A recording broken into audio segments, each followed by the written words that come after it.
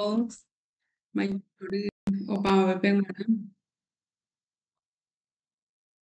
Eh, Usualmente estamos desde la Secretaría de Políticas Lingüísticas trabajando muy de cerca con la comunidad sorda paraguaya y en esta oportunidad aprovecho la ocasión para agradecer este espacio al Instituto Superior de Lenguas y cursarnos la invitación para participar del sexto Congreso Paraguayo de Lingüística Aplicada y presente con ustedes también la lengua de señas paraguaya. Y en esta ocasión quisiera comentar todas las experiencias, buenas prácticas que estamos teniendo entre el Estado paraguayo y la sociedad civil. Por un lado, para promocionar y avanzar en el desarrollo de la lengua de señas paraguaya en los diversos ámbitos de la sociedad. A continuación, entonces, ¿cómo comenzó este trabajo por la lengua de señas en nuestro país? La Secretaría de Políticas Lingüísticas no trabajó de manera individual, sino bajo el acompañamiento estricto de la comunidad sorda paraguaya, así también con instituciones públicas aliadas, ¿verdad?, a la causa, a la misión, como la Secretaría Nacional de los Derechos de las Personas con Discapacidad, el Ministerio de Educación y Ciencias, y así también representantes de la comunidad sorda, Asociación de Intérpretes en nuestro país.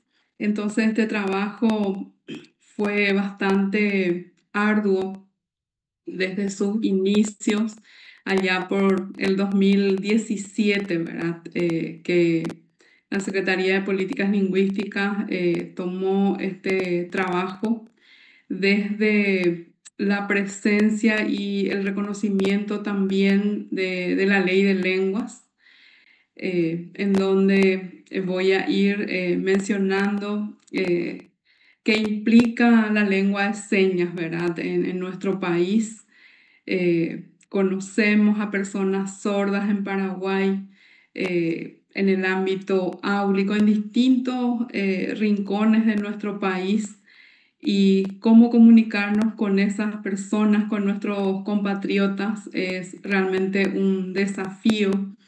Y en este escenario de la educación superior, reflexionar sobre esto, ¿verdad? De qué manera la academia, las instituciones formadoras puede apoyar para promocionar, por un lado, la lengua de señas y por otro lado también trabajar para la incorporación en el ámbito áulico, no solamente en la educación superior, sino también en los distintos niveles educativos, que es nuestro desafío mayor.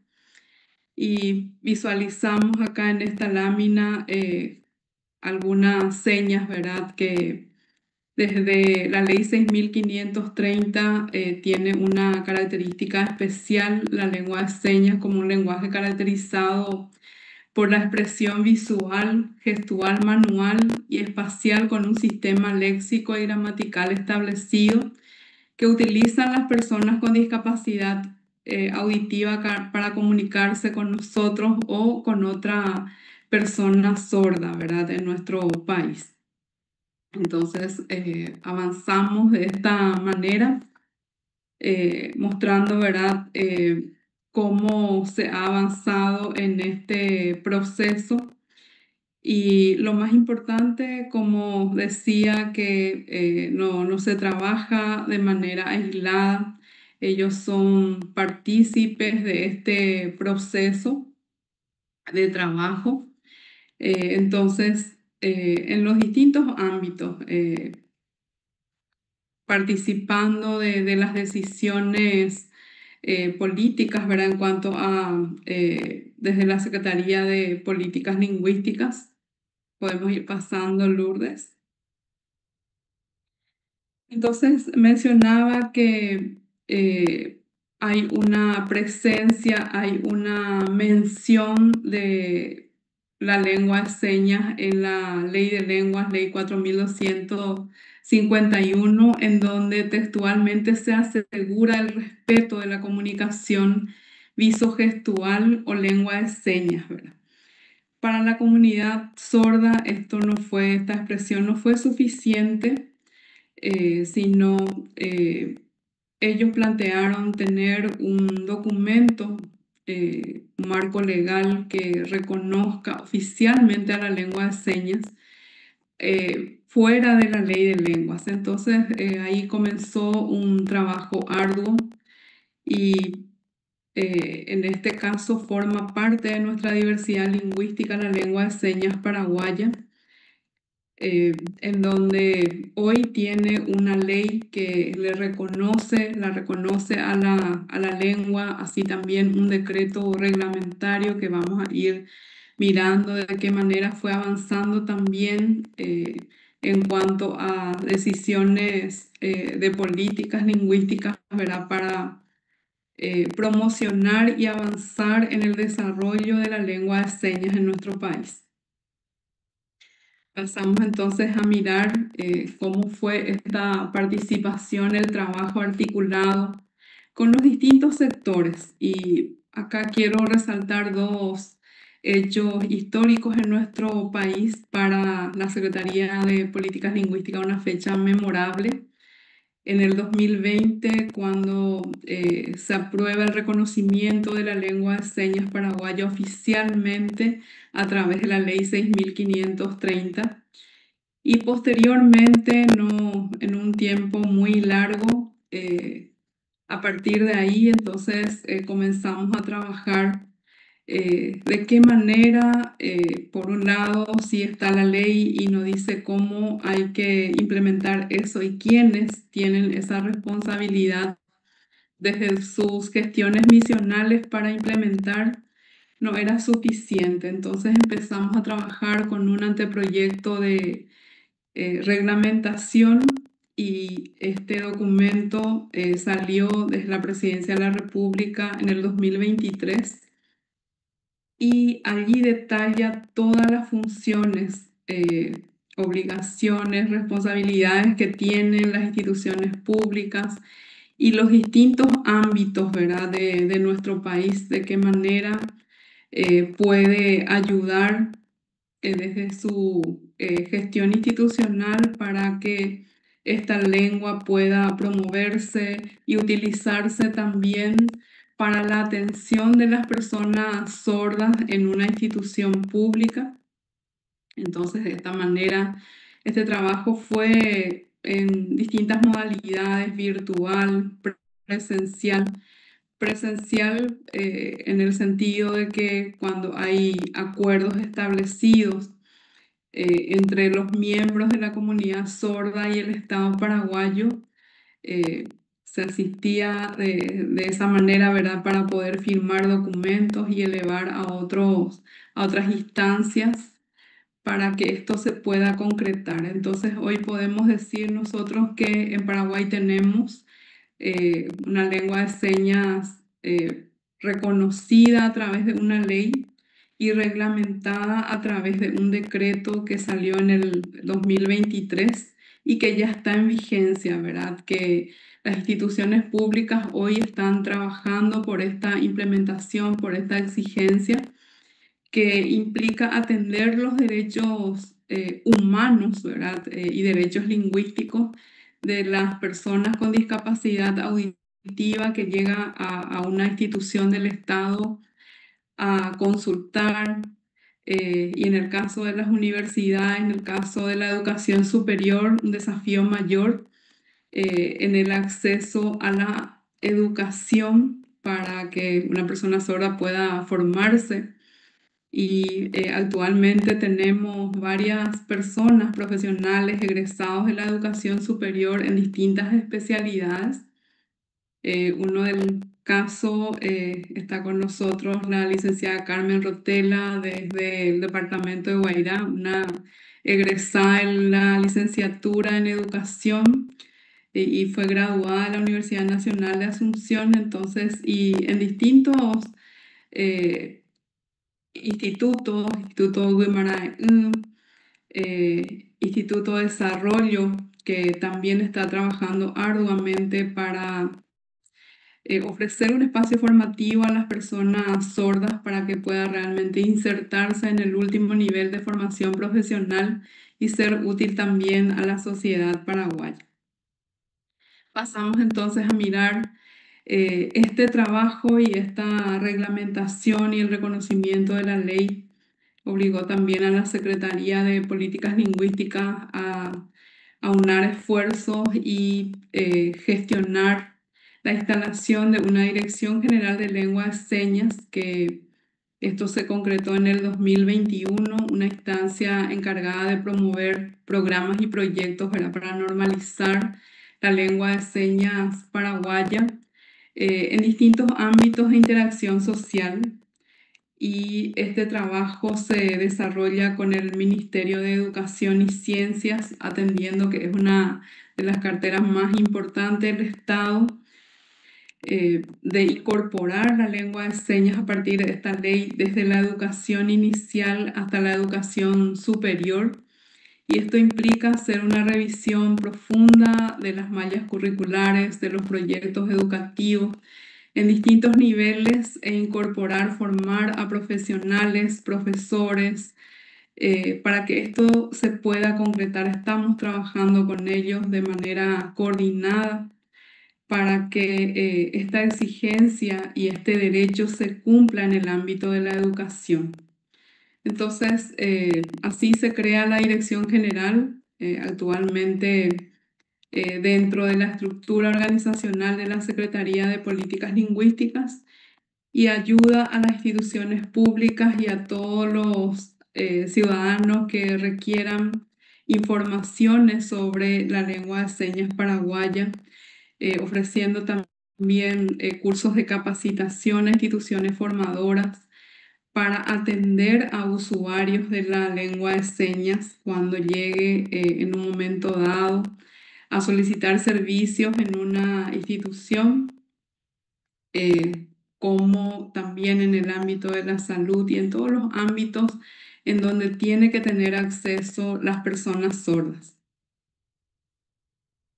Continuamos entonces mirando funciones principales, como les decía. El desafío mayor de esta dirección es establecer planes y estrategias para el uso de la lengua de señas en las instituciones públicas.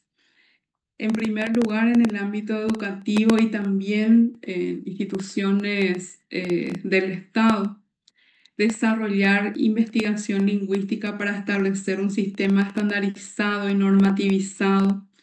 En este momento estamos trabajando a través de la creación de un equipo de investigación lingüística de la lengua de señas paraguaya.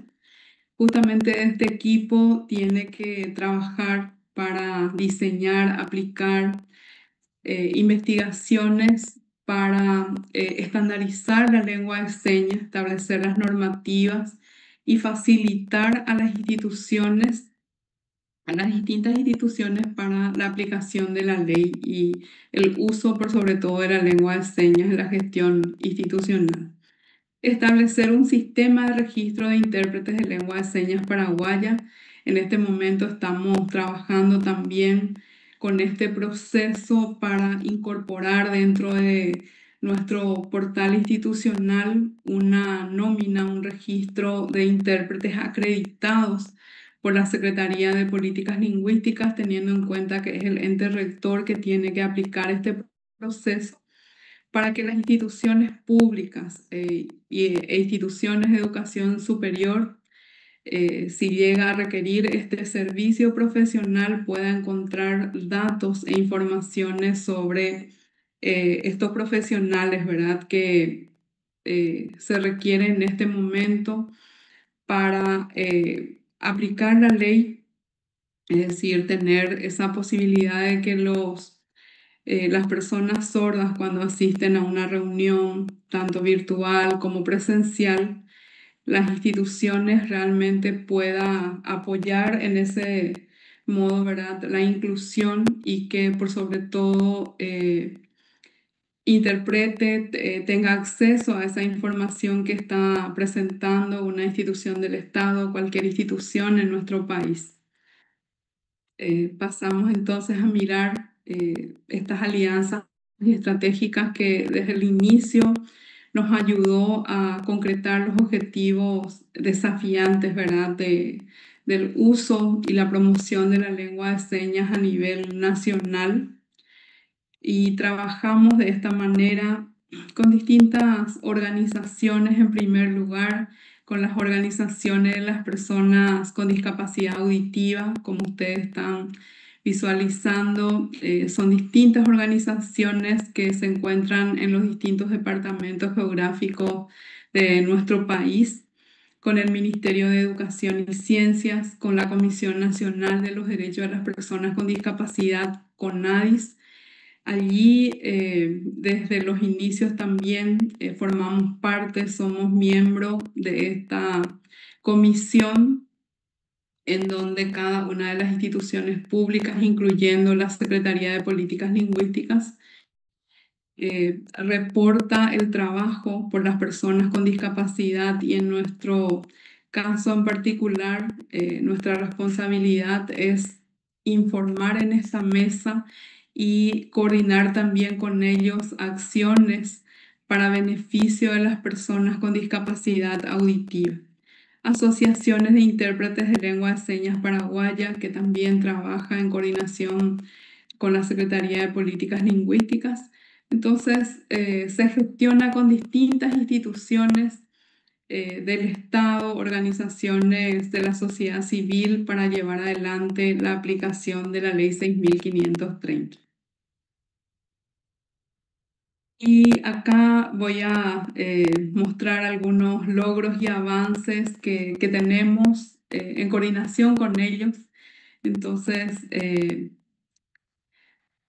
comenzamos por una campaña de promoción y talleres de capacitación sobre la Ley 6.530 y el Decreto Reglamentario 9.274, desde su aplicación, y también desde hace varios años, ¿verdad? Llegar a los departamentos, visitar las instituciones, tanto universidades, municipalidades, gobernaciones, porque no consideramos suficiente tener en el portal de nuestra institución, sino explicar la implicancia de esta ley en una gestión municipal, gubernamental, y así también cuál es el objetivo dentro de una universidad, dentro de un instituto de formación docente, dentro de un instituto técnico. Entonces, recorrimos realmente los distintos rincones de nuestro país, y en donde se encuentra una asociación de personas sordas nos acompañan para realmente llevar adelante el trabajo misional de la Secretaría de Políticas Lingüísticas. Acá podemos ver también que la lengua de señas forma parte de la gestión del gobierno actual a través del proyecto social, ¿verdad?, que está impulsando el presidente de la República en este sentido, de solicitar a todas las instituciones públicas que trabajen por el proyecto de llegar a las instituciones, a las localidades, a los municipios, no solamente brindar ese espacio de alimentación a los niños, sino también atender los derechos lingüísticos. En nuestro caso, ¿verdad?, formamos parte de esa mesa de protección social en donde está presente la lengua de señas, y al llegar a un departamento, saber si existen personas con discapacidad auditiva, si asiste a una universidad, si está yendo a la escuela, y cómo la Secretaría de Políticas Lingüísticas, siendo miembro de esta mesa, puede ayudar y asesorar también a las autoridades municipales de cómo atender y qué instalaciones tiene que tener dentro de su estructura edilicia para atender a una persona sorda, ¿verdad? O la capacitación de su recurso humano para garantizar el cumplimiento de los derechos de las personas con discapacidad auditiva. Pasamos entonces a mirar otro de los logros importantes también fue la traducción e interpretación de la Ley 6530 en formato inclusivo, así también el himno nacional paraguayo, que este trabajo coordinamos con la comunidad sorda del Ministerio de Educación y Ciencias y está en 3 lenguas, castellano, guaraní y lengua de señas. En este momento está en la imprenta, ¿verdad? Vamos a tener en formato impreso y también en formato accesible para que no solamente las personas con discapacidad auditiva tengan que tener acceso a este documento tan importante para saber su contenido y para conocer, interiorizarse de qué manera puede implementar en sus respectivas instituciones. Así también dentro de la Secretaría de Políticas Lingüísticas iniciamos con el guaraní en reconocer y motivar también a los promotores de lenguas, ¿verdad? Comenzamos con el guaraní, con el español y lenguas indígenas, así también la lengua de señas paraguaya. Identificar sus promotores en distintos ámbitos, en la educación, en el deporte, en el ámbito musical, en las redes, y así en distintos ámbitos de uso que reconocimos también este año. Desde sus inicios también planteamos esta actividad para saber lo que aquellos colaboradores y aliados estratégicos con la Secretaría de Políticas Lingüísticas y realmente a partir de esta labor y también apoyo a esas personas que muchas veces de manera gratuita llevan adelante esta misión tan importante de promover la lengua de señas, por ejemplo, en el ámbito religioso y en otros espacios, ¿verdad?, de uso. Entonces, reconocimos a 20 promotores de distintos lugares también, no solamente de Asunción. Entonces ahí tienen una evidencia fotográfica también de ese momento que fue realmente muy emotivo, por sobre todo reconocer esos esfuerzos que hacen con el Estado paraguayo. Otro de los logros importantes también es la capacitación a funcionarios de la Secretaría de Políticas Lingüísticas para atender a una persona sorda en la mesa de entrada. Entonces, esto siempre decimos comenzar por casa y este trabajo llevamos adelante en donde todos los funcionarios de misionales y de apoyo participaron de este curso, teniendo en cuenta que tenemos siempre eventos y trabajo, ¿verdad?, con la comunidad sorda.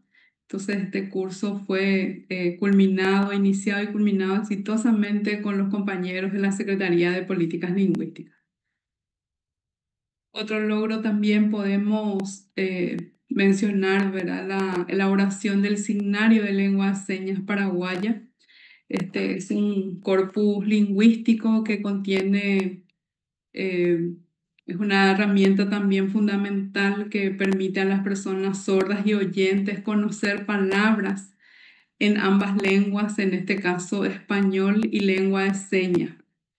Y contiene 2.500 señas paraguayas. En este momento estamos trabajando en la Secretaría de Políticas Lingüísticas para ubicar en nuestra página web para que la ciudadanía pueda tener acceso también y conocer las señas básicas de distintos ámbitos, ¿verdad? Cómo contactar básicamente el saludo básico con una persona sorda, informaciones y aprendizaje también que pueden llevar a partir de la visita de este corpus lingüístico. Entonces eso apenas tengamos también instalado, vamos a socializar en nuestra página y en otros ámbitos de las redes también para que la ciudadanía tenga acceso a este documento tan importante que fue construido con la comunidad sorda,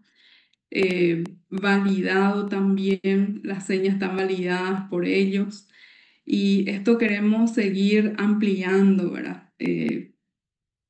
Señas para distintos ámbitos, para el ámbito educativo, para el ámbito de la función pública. Estamos iniciando y queremos avanzar para que en la medida que se promueva la lengua, vaya desarrollándose, también haya señas, ¿verdad?, que acompañen su uso en distintos ámbitos de nuestra sociedad.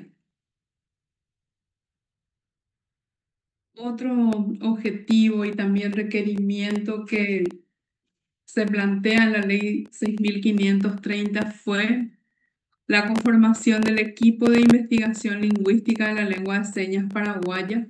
Este equipo multidisciplinario que integra representantes del Ministerio de Educación y Ciencias, representantes de instituciones públicas como CENADIS, en nuestro caso Secretaría de Políticas Lingüísticas, organizaciones de intérpretes de personas sordas con discapacidad auditiva y expertos en lengua de señas.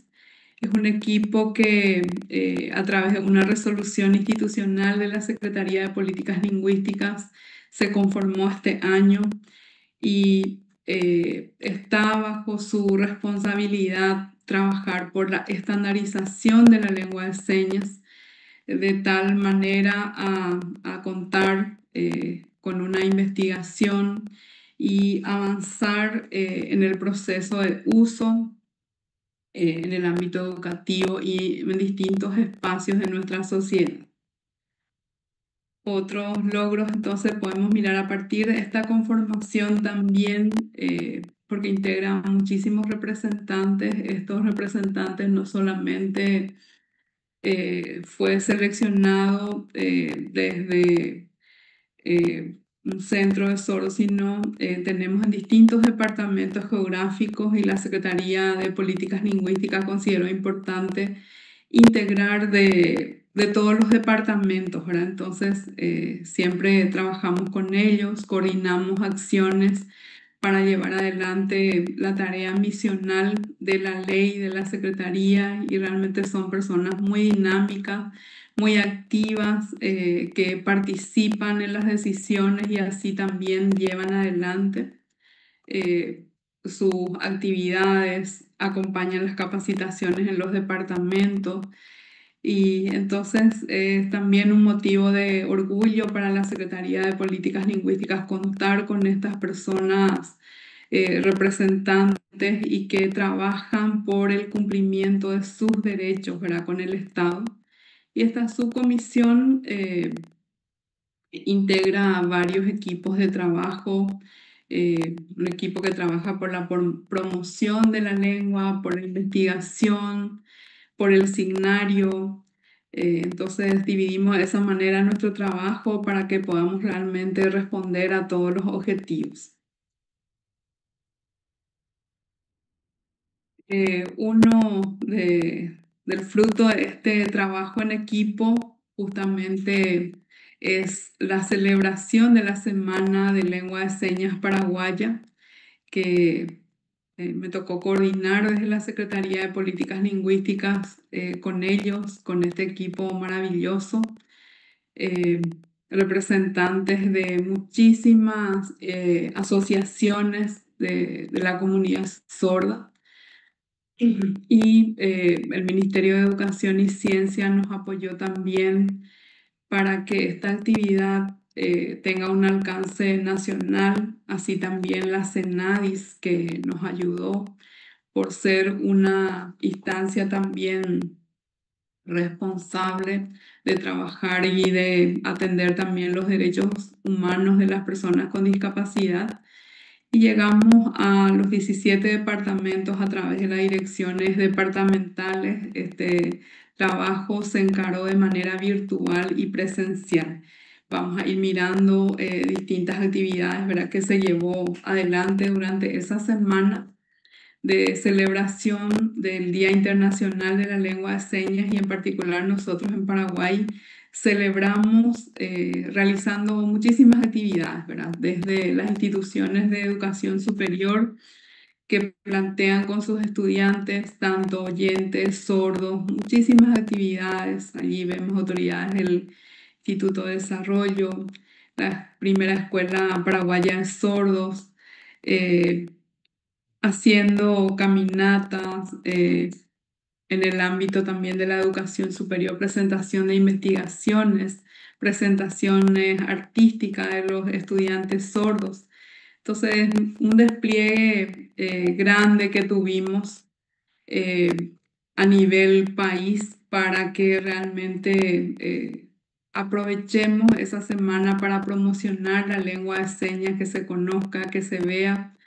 Y un aporte importante del Instituto de Desarrollo y Parandú fue también presentar la historia del Paraguay en lengua de señas, ¿verdad? Que más adelante también vamos a mostrar y poner también desde la Secretaría de Políticas Lingüísticas como una muestra, ¿verdad? Que es posible trabajar a partir de aula, de una experiencia de interpretación y de apoyo al docente en el ámbito áulico. En este caso de historia salió un material maravilloso, ¿verdad? En nuestro país que va a servir a las personas sordas para conocer por primera vez en su lengua la historia de nuestro país.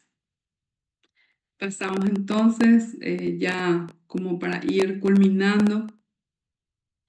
En esa ocasión también preparamos un material maravilloso que es El Principito en lengua de señas, ¿verdad? Esta obra en interpretada en lengua de señas reunió a muchos niños y se llevó adelante justamente en la Casa de la Integración de CAF para socializar con ellos. Entonces, de esta manera hay mucho por hacer por los niños, ¿verdad? Que los materiales estén en su lengua. Entonces, fue una experiencia muy significativa al visualizar, por sobre todo, la alegría de los chicos, ¿verdad?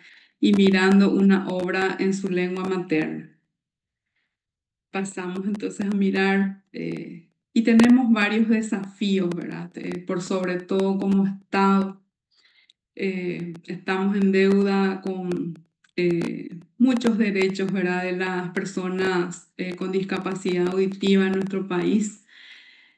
Por sobre todo capacitar a los organismos y entidades del Estado para atender a una persona sorda en su institución, dependiendo de su misión.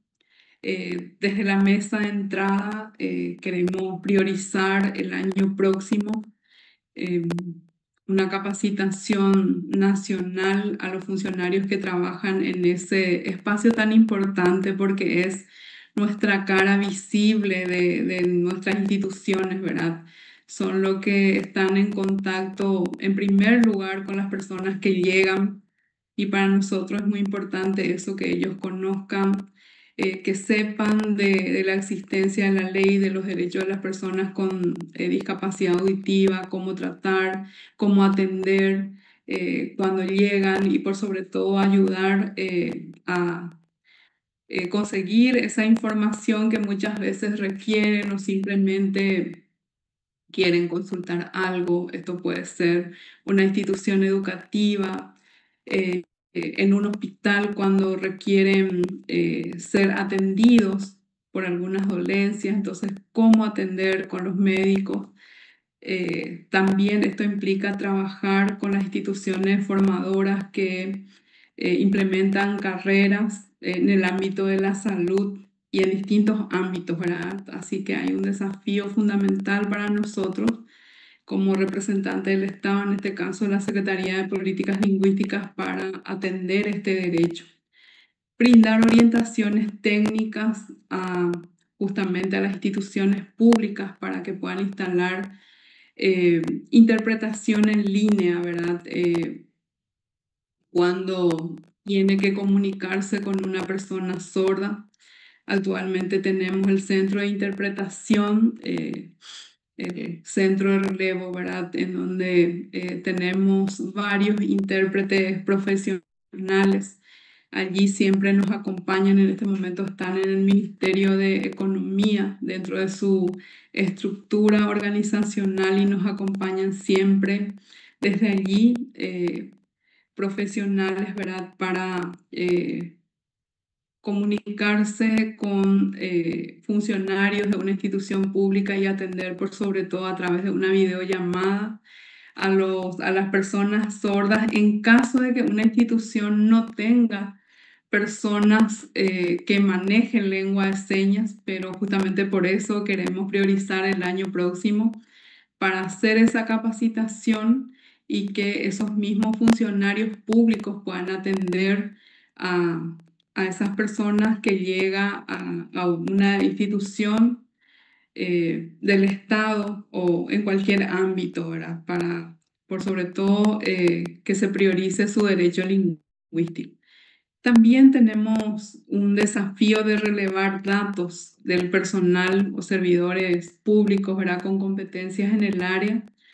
Llegamos a realizar una investigación básica desde la Dirección General de Investigación Lingüística de la Secretaría de Políticas Lingüísticas, en donde a través de esa dirección tenemos esos datos requeridos, ¿verdad? Para comenzar justamente la planificación de la capacitación el año próximo y priorizando, como decía, a los funcionarios de la mesa de entrada.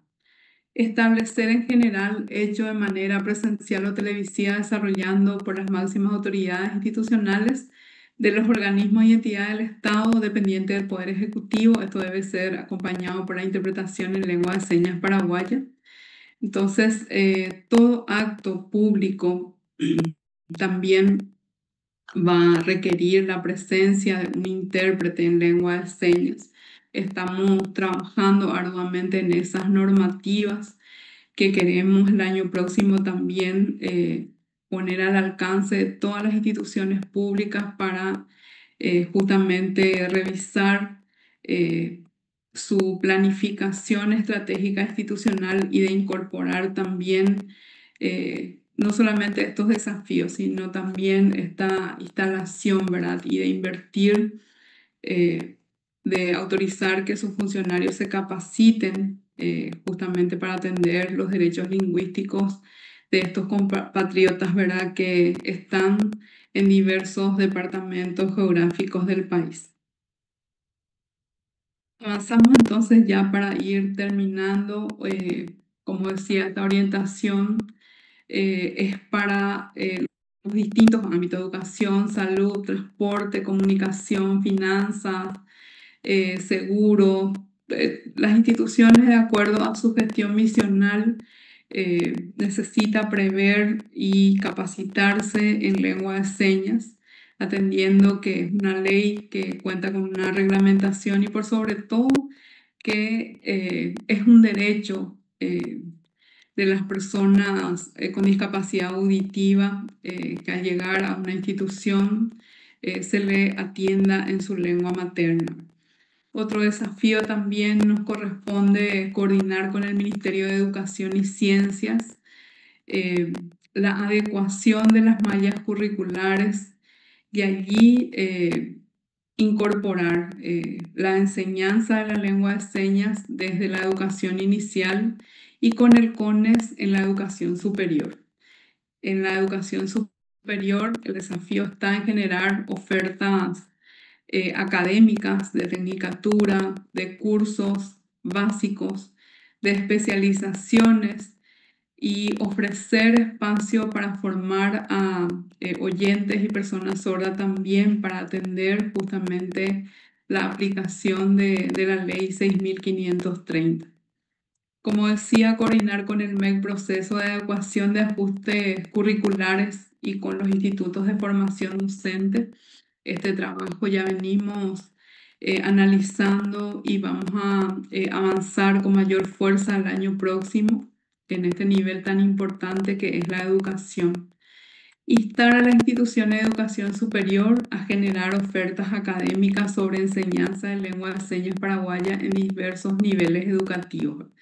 Es un desafío que aprovecho en este espacio de la educación superior para mencionar que vamos a tener una reunión, un encuentro con las instituciones a través de los entes rectores, ¿verdad? En este caso el CONES y el Ministerio de Educación y Ciencias para justamente analizar la realidad educativa de la lengua de señas a nivel país y en forma conjunta, como estuve mostrando, trabajar con la comunidad sorda, con ellos para plantear estas ofertas y esta demanda educativa y formativa que estamos necesitando eh, de manera urgente, ¿verdad? Para llevar adelante la aplicación efectiva de la ley. Por último, entonces, y creo que es la última lámina, lo que queremos es, y no vamos a descansar, ¿verdad? Que esto llegue a la educación, que los niños, estudiantes sordos tengan un docente, un modelo lingüístico que le acompañe en su proceso de formación, que tengan acceso, continuidad y culminación en el ámbito educativo, que por falta de personas que hablan su lengua o que le atiendan, deje la escuela, deje la universidad. Entonces eso es lo que no queremos. Desde esta Secretaría del Estado acompañar a las instituciones educativas y por sobre todo velar por la educación de los estudiantes, ¿verdad? Sordos, por sobre todo niños pequeños, ¿verdad? Que entran y que eh, podamos realmente trabajar y garantizar su educación hasta la educación, hasta el último nivel de formación que es la educación superior. Los dos últimos desafíos es aplicar el proceso, ¿verdad? Para registrar a las personas que tienen la función de interpretar y profesionales, ¿verdad? Intérpretes de lengua de señas. Este proceso estamos trabajando con la máxima autoridad y con la comunidad sorda y en el menor tiempo de que justamente se ubique dentro del portal de nuestra institución y que puedan también apoyar a instituciones públicas, por sobre todo a mediar con personas oyentes, ¿verdad? Este derecho lingüístico de las personas con discapacidad auditiva. Y el último trabajo que estamos también impulsando y llevando adelante es la creación de la Academia Paraguaya de Lengua de Señas para velar por la normalización y en este caso la normativización de la lengua de señas en nuestro país. Hasta acá, entonces, agradezco el espacio a la doctora Valentina Canese por invitarnos también a contar esta experiencia de trabajo con la comunidad sorda paraguaya y con las instituciones aliadas, ¿verdad? Que tienen como misión trabajar por los derechos humanos de las personas con discapacidad auditiva en nuestro país, eh, comentar avances y también desafíos en donde solicitamos el apoyo de la ciudadanía y desde los distintos ámbitos, ¿verdad? Para velar por los derechos lingüísticos de nuestros compatriotas que nos necesitan para realmente desarrollarse también como personas, como profesionales en cualquier ámbito de nuestro país. Muchísimas gracias a Uyebeteo Pavabep.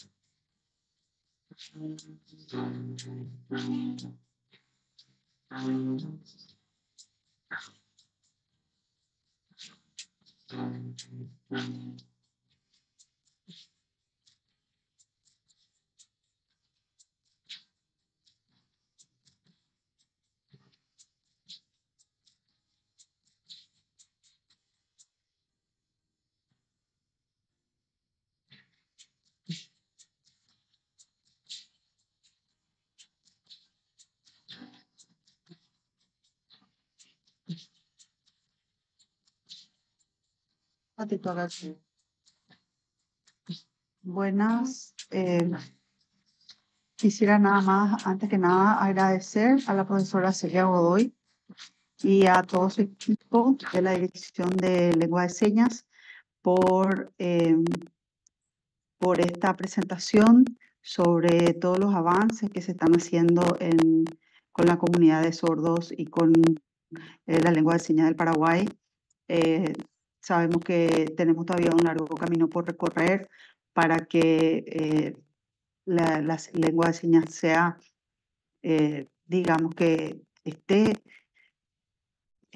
presente en todas las instituciones como lo manda la ley. Yo soy gran proponente de que se enseñe lengua de señas en las escuelas, ¿verdad? Junto con el guaraní y el castellano. Pero yo sé que no es tan sencillo, es más fácil decir que hacer, ¿verdad?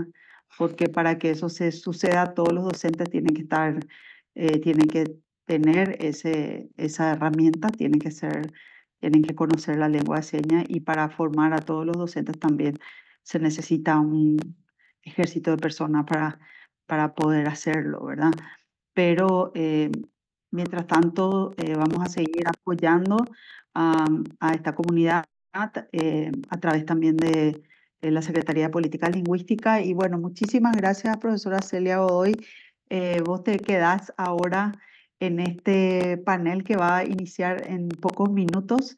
Yo estoy aquí al pendiente tratando de acompañar a ambas salas, así que me disculpan si de repente entre medio estoy yendo de un lado para otro, pero eh, muchas gracias también. Ya darle la bienvenida a la profesora Tila Gil, quien estará moderando el panel de la licenciatura en Letras de la Facultad de Filosofía. Eh, y bueno, podemos adelantar unos minutitos, así les da un tiempito más para poder cerrar bien a tiempo y tener las discusiones del caso. Muchas gracias nuevamente a todos por sus aportes y estaré acá pendiente de las presentaciones. Muy buenos días para todos.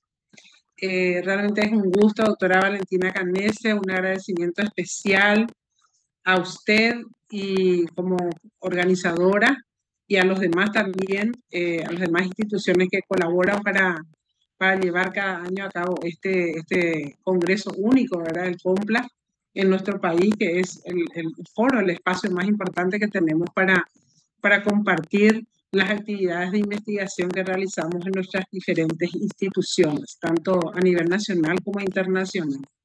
Así que realmente para nosotros es un lujo poder participar y tener este espacio hoy.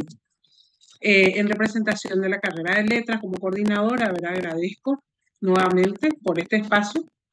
Y lo que vamos a mostrar, ¿verdad? Es tres investigaciones, tres estudios que realizamos a nivel de aula, prácticamente con nuestros estudiantes en la carrera de letras.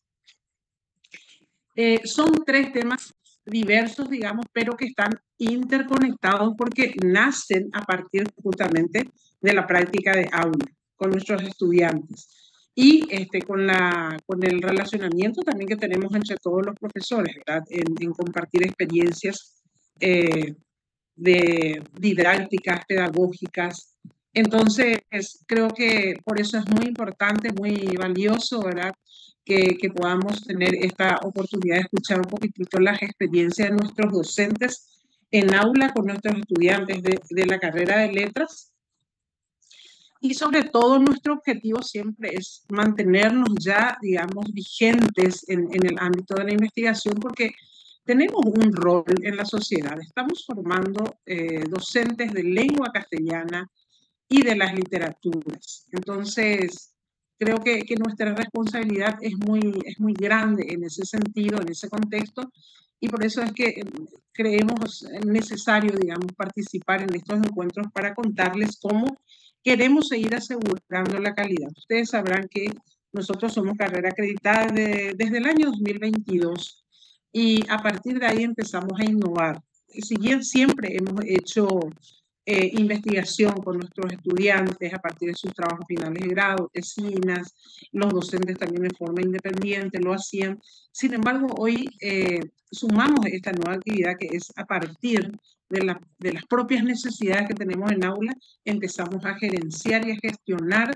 estas investigaciones con nuestros estudiantes de todos los cursos, ¿verdad? Entonces, en ese sentido, me gustaría dar una pequeña reseña, digamos, de lo que se va a presentar. En la primera parte vamos a ver que como el eje transversal, digamos, de estas tres presentaciones que van a hacer los docentes de letras, es la ausencia de la investigación, ¿verdad? En aula. Entonces, la primera ponencia que está a cargo del magíster Roberto Machuca, que es nuestro compañero de trabajo, ¿verdad? Es docente de la carrera, pero además es coordinador de la carrera Ciencias de la Educación en la Facultad de Filosofía y además es también director general del Colegio Experimental Paraguay Brasil. Así que vamos a tenerlo no solamente como docente de letras, sino esa mirada amplia, ¿verdad? Como gestor también y gerenciador, digamos, de la educación. Reflexiones sobre la tarea docente es el título que tiene justamente él para su ponencia, en donde nos va a dar una mirada introspectiva sobre el rol del educador del siglo XXI. La segunda ponencia a cargo de la magíster Fides Gauto nos va a presentar ella la guaraní, análisis interdisciplinario de su evolución, significado y presencia contemporánea. Este es un trabajo colaborativo, ¿verdad?, entre estudiantes y docentes. Y luego la tercera ponencia, a cargo de la doctora Celia Godoy, que acaba de presentarnos también sus experiencias en las otras instituciones. Bueno, ella es docente de la carrera de lengua y literatura guaraní y desde esa instancia nos va a presentar experiencias de internacionalización de la lengua guaraní entre la UNA y la UNE, la Universidad del Nordeste de Argentina, y nos va a mostrar un poco también cómo se trabajan con los estudiantes y docentes en ese proceso con el grupo de Asociación de Universidades del Grupo Montevideo UPM. Entonces, a través de estas tres experiencias, lo que queremos es poner presente, digamos, el compromiso de la carrera de letras con la formación integral de nuestros estudiantes, ¿verdad? Y seguir fortaleciendo las investigaciones lingüísticas, literarias, culturales, didáctico-pedagógicas desde la carrera de letras. Bueno, entonces, sin más, vamos a estar presentando estos temas en ese orden en el que justamente les estoy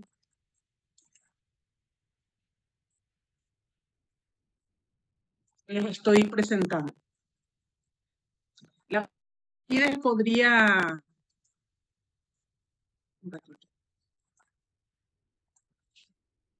Perdón. El profesor Roberto Machuca, el magíster Roberto Machuca comenzaría entonces. Solamente antes de empezar, queridos colegas, quisiera decirles que tenemos 10 minutos de exposición. Máximo sería pasarnos un poquitito de eso, pero lo importante es hacer las tres presentaciones, ir anotando las consultas y a medida que cuando terminen de exponer estos tres colegas, entonces vamos a empezar, digamos, la interacción con los presentes sobre los 3 diversos temas. ¿Alguna pregunta que quieran hacer? Levantar la manito nomás y ya vamos a estar dándoles en ese espacio de diálogo y de interacción, digamos, la palabra. Mientras tanto, entonces hacemos las 3 exposiciones una detrás de la otra y van anotando las preguntas.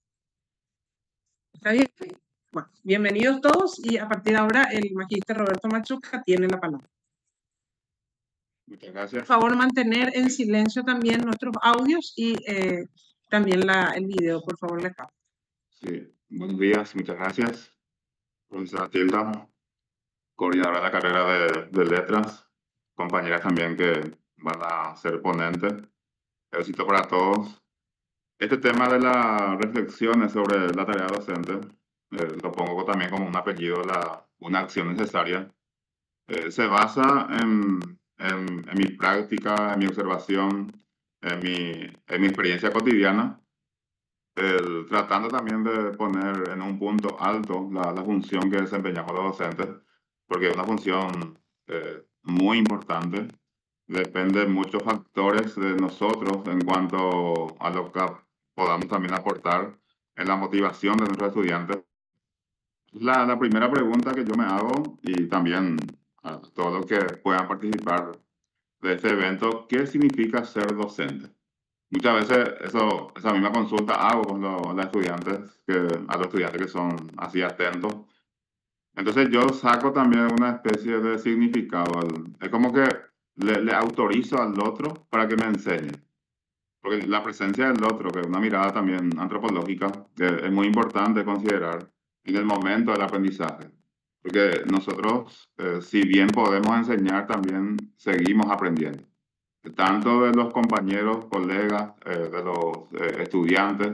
Entonces es importante asumir la situación de asombro. Por eso asombrar y asombrarse. O sea que yo con mi trabajo tengo que asombrar, pero también me tengo que asombrar. Son principios filosóficos muy significativos que nunca han pasado de moda. Así también como dudar. El hecho de dudar no significa que yo voy a comparar con una incertidumbre que no voy a poder resolver, sino simplemente como un mecanismo de búsqueda también que me permite llegar a lo que uno pretende. Podemos poner el nombre de la verdad, por ejemplo, que no está mal aspirar a llegar a la verdad en el plano académico. Esto como principio de respeto, el docente debe planificar, debe intervenir, debe consensuar, debe capacitar, como también capacitarse. Porque yo no puedo capacitar si no capacito, o sea, si no me capacito. Entonces, primero empecemos por nosotros mismos y eso también se va a proyectar en nuestra función en forma cotidiana. Por ejemplo, un docente que no planifica cae en improvisaciones y eso se nota y eso nos quita muchas veces la autoridad en frente de los estudiantes. Entonces, por respeto a uno mismo y por respeto a lo que me van a escuchar, entonces yo tengo que planificar lo que voy a poner en un plano de desarrollo de clase. Como también hay un proceso en cuanto a la complejidad de nuestra demostración, porque el conocimiento es parte de nuestra función. Nosotros no podemos actuar en un campo de la enseñanza-aprendizaje sin conocer en profundidad nuestro campo y más todavía en la educación superior. Entonces, conocemos naturalmente, comprendemos, interpretamos, explicamos. No todos tenemos, o no todos tienen, mejor dicho, la capacidad de llegar a niveles como la interpretación, y si uno no llega al nivel de interpretación, entonces tampoco va a llegar al nivel de explicación. Entonces, eso significa una actuación permanente, constante, interesar, pero también interesarse, o primero interesarse y después para interesar, involucrarse, como también involucrar a los demás. Siempre nuestro auditorio, lo principal va a ser el grupo de estudiantes, porque a ellos nosotros le debemos el respeto en cuanto a la formación que tenemos y el hecho de planificar y llegar a ello también con un tema de interés. Siempre también eso va a depender de la asignatura que uno enseña, Y también el grupo a cómo recepciona y cómo responde, porque cada grupo es diferente. En la misma unidad académica, uno puede enseñarlo, que es el primer curso, pero son todos diferentes en cuanto a la cultura académica. No todo nosotros vamos a encontrar de manera manifiesta en lo que hacemos en nuestra función. Entonces, aquello que aparece de manera latente también tenemos que ser capaces de ver. Y dentro de toda la información disponible tenemos que ser capaces de identificar los patrones. Eso también para que de alguna manera podamos encontrar el rumbo hacia lo que representa nuestra búsqueda en forma cotidiana. Eso requiere, pues, en primer término, de una reflexión. Vamos a entender por reflexión volver a pensar, pues, en la experiencia, en lo vivido, dentro de un proceso también que es necesario el tema de la autorreflexión y un término muy utilizado en el ámbito también como deseo todavía de la educación superior, de la ANEA, pues, el tema del proceso de la mejora continua, que es la autorregulación como persona y también como un modelo de enseñanza que podemos aplicar, que también eso puede significar mucho para el estudiante cuando ve un docente que se base en este tipo de criterios en el momento de aplicar su enseñanza. Y justamente eso nos lleva a un campo también importante, el tema de la relación que tenemos que encontrar entre la teoría y la práctica. O sea, nosotros muchas veces somos muy teóricos o somos muy prácticos. Entonces la propuesta es vincular, por ejemplo, estas dos experiencias. O sea, que ser teórico y ser práctico. Es muy bien visto el tema de la práctica cuando se basa en la teoría. O bien yo observo el fundamento de mi práctica, en que yo me baso cuando estoy enseñando. Frente a cualquier situación también que se pueda presentar en la clase, cuando los estudiantes me preguntan. Ser intérprete de la realidad académica y consecuente con las metas. Siempre hay que mirar el tema de la misión institucional. Y así como dije, no siempre va a ser esto de manera manifiesta, sino hay muchos elementos que aparecen de manera latente. Entonces yo tengo que ser un intérprete de todos esos elementos que no podemos muchas veces ver a simple vista, pero sí podemos de manera interesada llegar en un plano mucho más profundo y que eso tenga que ver con las metas, tanto profesional como institucional. La docencia se considera como una tarea muy compleja y también yo agrego acá que el currículum nos interpela. O sea, yo tengo que entenderlo cuando me dicen profesor o docente, o algunos todavía llaman maestro, por ejemplo. Esa es una interpelación bastante profunda. Yo me tengo que sentir justamente interpelado o casi en deuda, pero con una correspondencia de una formación continua. No quedarme solamente con la definición de lo que es una cuestión compleja y por eso yo no puedo responder, sino sé que es compleja, pero y también sé que el currículum me interpela en la formación, entonces con eso yo me tengo que comprometer para poder continuar mi proceso de formación y ganarme el prestigio, el respeto de mi público inmediato, conforme al modelo de trabajo que voy realizando en diferentes contextos. También yo en la mirada encontré algunas realidades que sí tenemos que considerar, por ejemplo, el tema de nuestro perfil y competencias. Muchas veces eso pasa por la acumulación de documentos, o sea que no siempre son sinónimos el tema de la formación académica que dicen los documentos con la demostración que yo pueda realizar. Quizás nosotros vivimos en una época donde hay exigencias documentales y muchos se pueden olvidar de la exigencia en cuanto a la competencia que tenemos que demostrar. Y conforme también a lo que indica, como conocemos comúnmente como un cartón, ¿verdad? Nuestro diploma que dice. También una gran dinámica de comunicación que hay que ver también cómo se ve esto, el tema del grupo de WhatsApp. Si eso se establece como un medio de comunicación, sí puede funcionar bastante bien, pero para otro motivo también puede ser contraproducente.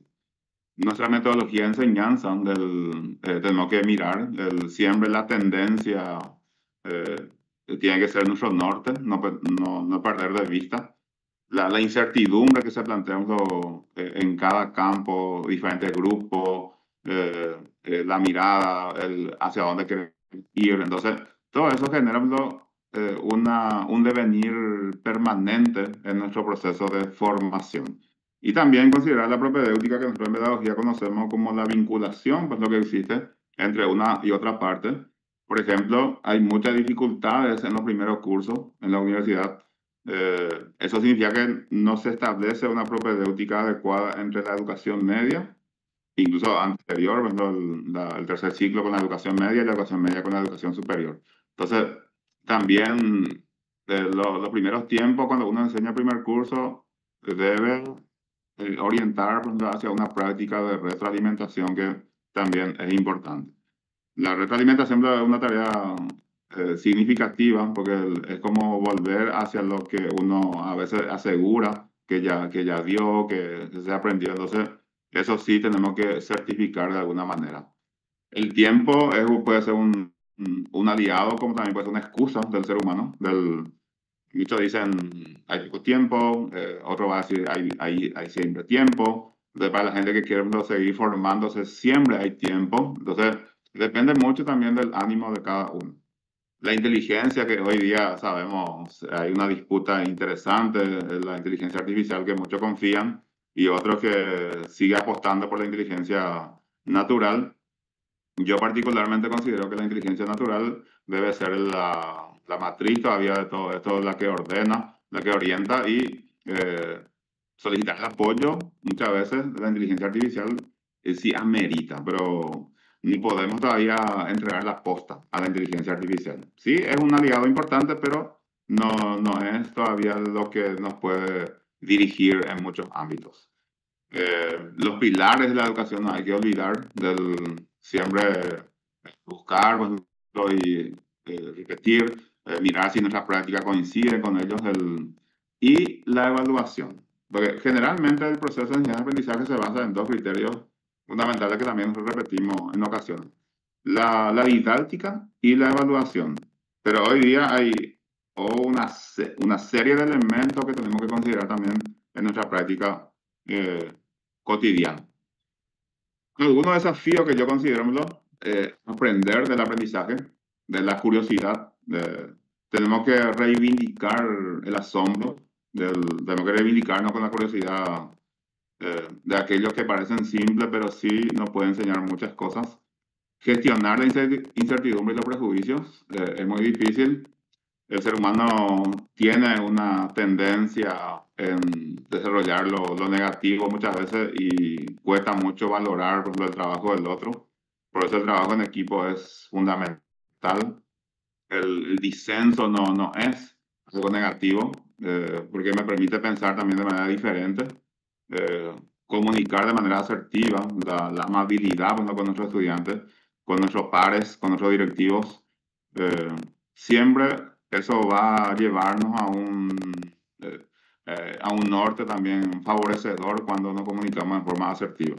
Y planificar la mejora de manera permanente. La palabra clave en este momento es la mejora continua. La calidad no es el culmen de todo un proceso, sino es un momento que uno puede mirar y continuar mejorando todos los días.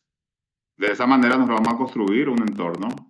Fíjense que los puntos suspensivos dentro de la interrogante, porque va a depender de cada escenario, cuando nosotros pensemos construir un entorno agradable, un entorno de cooperación, un entorno de aprendizaje que nos permite también avanzar en nuestro proceso de la mejora continua.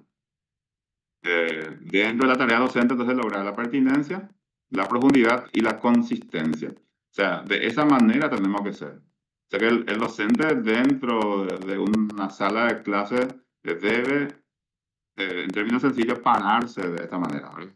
Con temas pertinentes, si es necesario profundizar Y eso permite también, dentro de una lógica, llegar a conclusiones que podrían resistir cualquier tipo de refutaciones. Entonces, eso indica también que es una situación consistente. Justamente la consistencia significa capaz de resistir cualquier tipo de refutaciones, que no tenemos que confundir con una verdad ya invariable, ¿no? En el sentido que mi práctica debe ser de la única manera y ya no voy a cambiar, sino siempre también tengo que pensármelo que eso sí es una posibilidad de mejora. Y como última, entonces, esta consulta pero finalmente, ¿cuál es el camino, verdad? Y ahí nosotros vamos a aplicar toda nuestra capacidad también del modelo de búsqueda, que no perder de vista lo que significa la misión y la visión de la institución donde uno se desempeña como profesional en ese momento. Y la educación siempre entender como una formación integral de la persona. O sea que no significa solamente lo académico, sino también significa lo ético, significa la práctica de todo lo que nos lleve a una condición de estabilidad también dentro del ámbito en el que nos desenvolvemos. Y esa es la reflexión que yo quiero compartir con ustedes. Agradezco muchísimo el espacio y también eso que pueda significar otro tipo de reflexión, y así vamos sumando de a poquito. Muchísimas gracias. Muchísimas gracias, profesor Machuca. Interesantísimo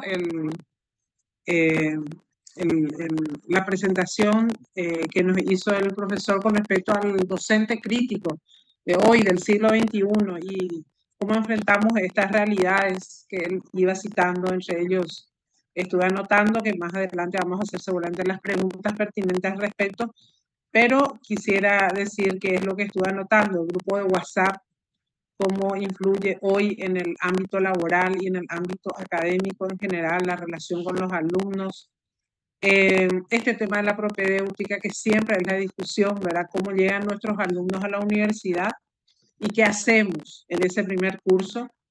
Y, por supuesto, me llamó la atención que apareció la palabra inteligencia, pero sola. Y después se explayó el profesor y dijo inteligencia natural y artificial. Me llamó poderosamente la atención que la palabra apareció sola, pero digamos después vamos a hacer seguramente las preguntas solamente como una especie de ideas que vamos sumando ya. A continuación, la profesora Fides Gauto, la magíster Fides Gauto, nos va a presentar su investigación hecha con los alumnos sobre la guaraña. Adelante, profesor. Sí, buenos días. Voy a compartir mi pantalla.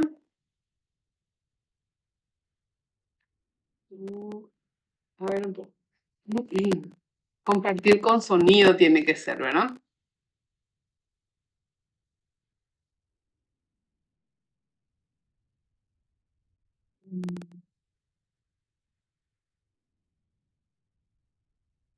Todavía no se ve, ¿verdad?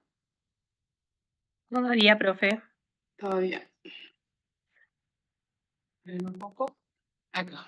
Tenés que hacer clic sobre el lugar. Ahí está. Ahí se está empezando. Ahora sí. ¿Sí? Todavía no. Ahí se ve. Ya se ve. Bueno. Muy buenos días.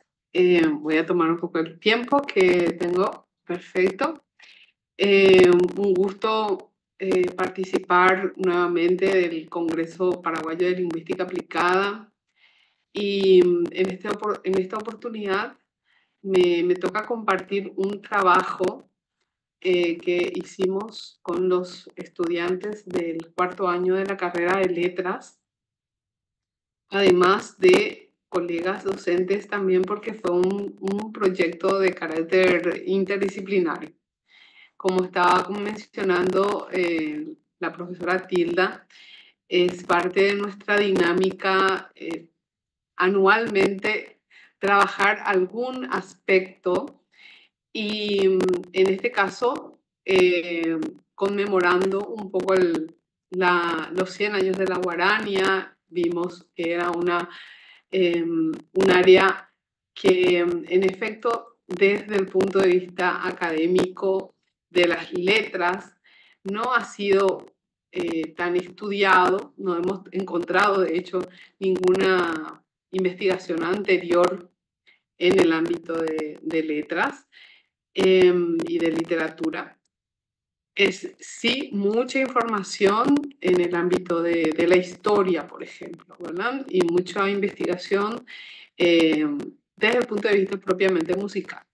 Pero nos pareció interesante hacer un trabajo interdisciplinario para valorar esta expresión de la cultura paraguaya en su evolución, en su significado y también en su presencia contemporánea.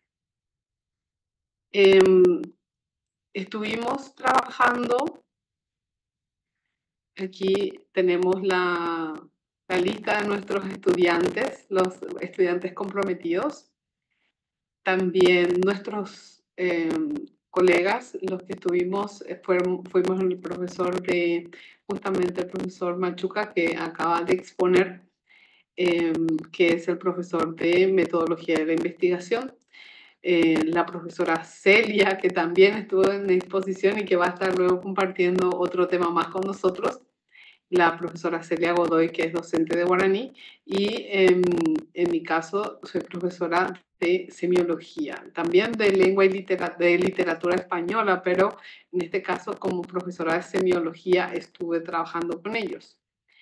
El objetivo principal fue analizar la evolución, el significado y la presencia contemporánea de la guaranía en sus dimensiones musicales, poéticas, culturales y simbólicas. Y el proyecto se desarrolló desde inicios de clase hasta el mes de octubre, cuando los jóvenes entregaron, digamos, el cierre ya del proyecto, que se fue dando también en diferentes etapas. Bueno, centrándonos un poco en el tema de nuestro estudio, que es la guarania, sabemos que es una expresión musical muy particular, muy representativa del alma paraguaya, tiene un ritmo lento, más melancólico. Los compases propios de la guarania son 6 sobre 8 y 3 sobre 4. Y significativamente fue creada en 1925, se conmemoran 100 años. José Asunción Flores fue, digamos, el que dio un puntapié inicial, ¿verdad? El que propone este estilo musical, que es una variación más lenta de lo que sería la polca paraguaya. Y hay una significación importante de este estilo musical para nuestra cultura, que en el año 2023 fue reconocida por la UNESCO como Patrimonio Cultural Inmaterial de la Humanidad. Hicimos un trabajo en grupos. Cada grupo se tenía que ocupar de un aspecto propiamente de la guarania. Trabajamos el género, por un lado, el análisis de letras en castellano, por otro, el análisis de letras en guaraní y la relación entre letra y melodía desde el punto de vista semiológico, y también un acercamiento a lo que serían los nuevos cultores y las fusiones modernas contemporáneas, ¿verdad? De la guarania hoy, 100 años después de su creación. La metodología estuvo entre la revisión documental, histórica, también entrevistas que se realizaron a personas que tienen, expertos y músicos que conocen desde sus orígenes y también son muy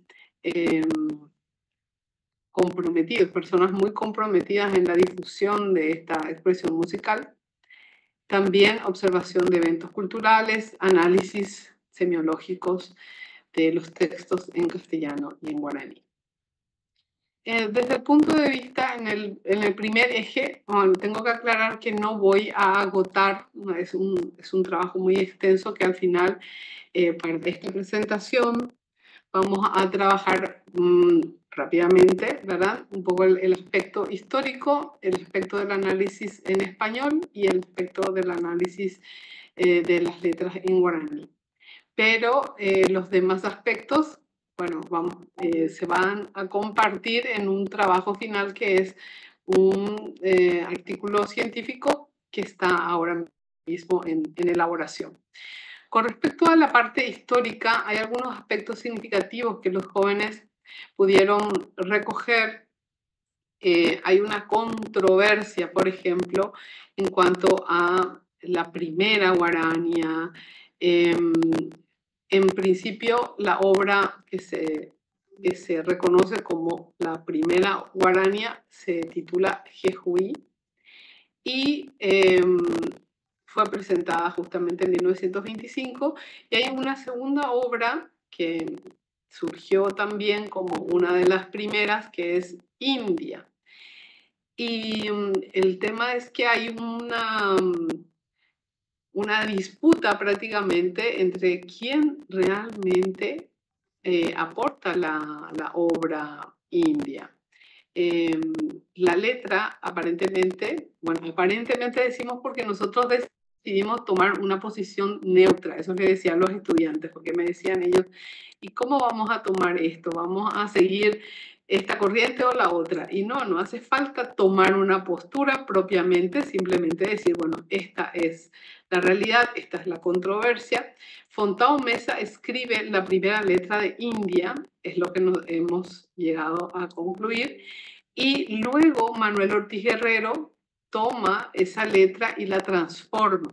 Y con la letra de Ortiz Guerrero y con la música de José Asunción Flores es que finalmente se difunde y tiene más fuerza, digamos, esta creación de India. Digamos que fue entonces un proceso de creación de esta obra y no necesariamente tenga que haber una disputa, ¿verdad?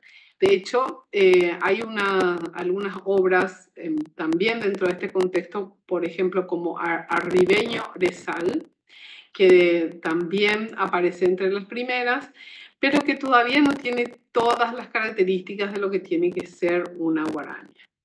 La guarania, a partir de ese momento, comienza a difundirse, comienza a tener un camino, sí, un camino que justamente acá recogimos en una línea del tiempo. El nacimiento con Jejuí. En 1928 comienza a tener mucho éxito la guaranía india, unos años después. Y en 1944 surge ya la guarania sinfónica. Como sabemos, José Asunción Flores incluso va al exilio, ¿verdad? Y se conecta con instituciones y, digamos, ámbitos en otros países donde él va a difundir la guarania y ya con un carácter sinfónico. En los años 50 es cuando tiene su máximo desarrollo con la difusión que le da, por ejemplo, el representante de Paraguay en ese mundo, en ese momento, que era Luis Alberto del Paraná. Se internacionaliza, se conoce por el mundo. Entre los años 60 y 70, que sabemos que nosotros estábamos aquí en plena dictadura, se dio la particularidad de que los exponentes de la guarania y los que estaban generando guaranías en Paraguay, muchos de ellos estaban, digamos así, como en un conflicto con el gobierno, porque no era una situación fácil. Y allí, por ejemplo, surge Maneco Galeano con las obras como Despertar, que en un momento dado fue así como totalmente vedado, ¿verdad? No se podía escuchar despertar, no se podía escuchar ni siquiera hasta la chuchi, aunque era muy popular, se consideraba como de protesta. O sea, todo lo que hiciera Manico Galeano en ese momento era considerado, estaba proscripto, ¿verdad? Y después en el 72 fallece José Asunción Flores en Buenos Aires. Y fíjense, del 70 al 90 recién hay un hito otra vez en donde resurge la guarania como con nuevos artistas, con nuevas versiones, ya en la época democrática. Para el 2012 se da un hito también cuando Recuerdos de Pacaraí se convierte en Patrimonio Cultural del Mercosur y en el 2023 la guarania se declara Patrimonio Inmaterial, no solamente de Paraguay, sino de la humanidad a nivel internacional.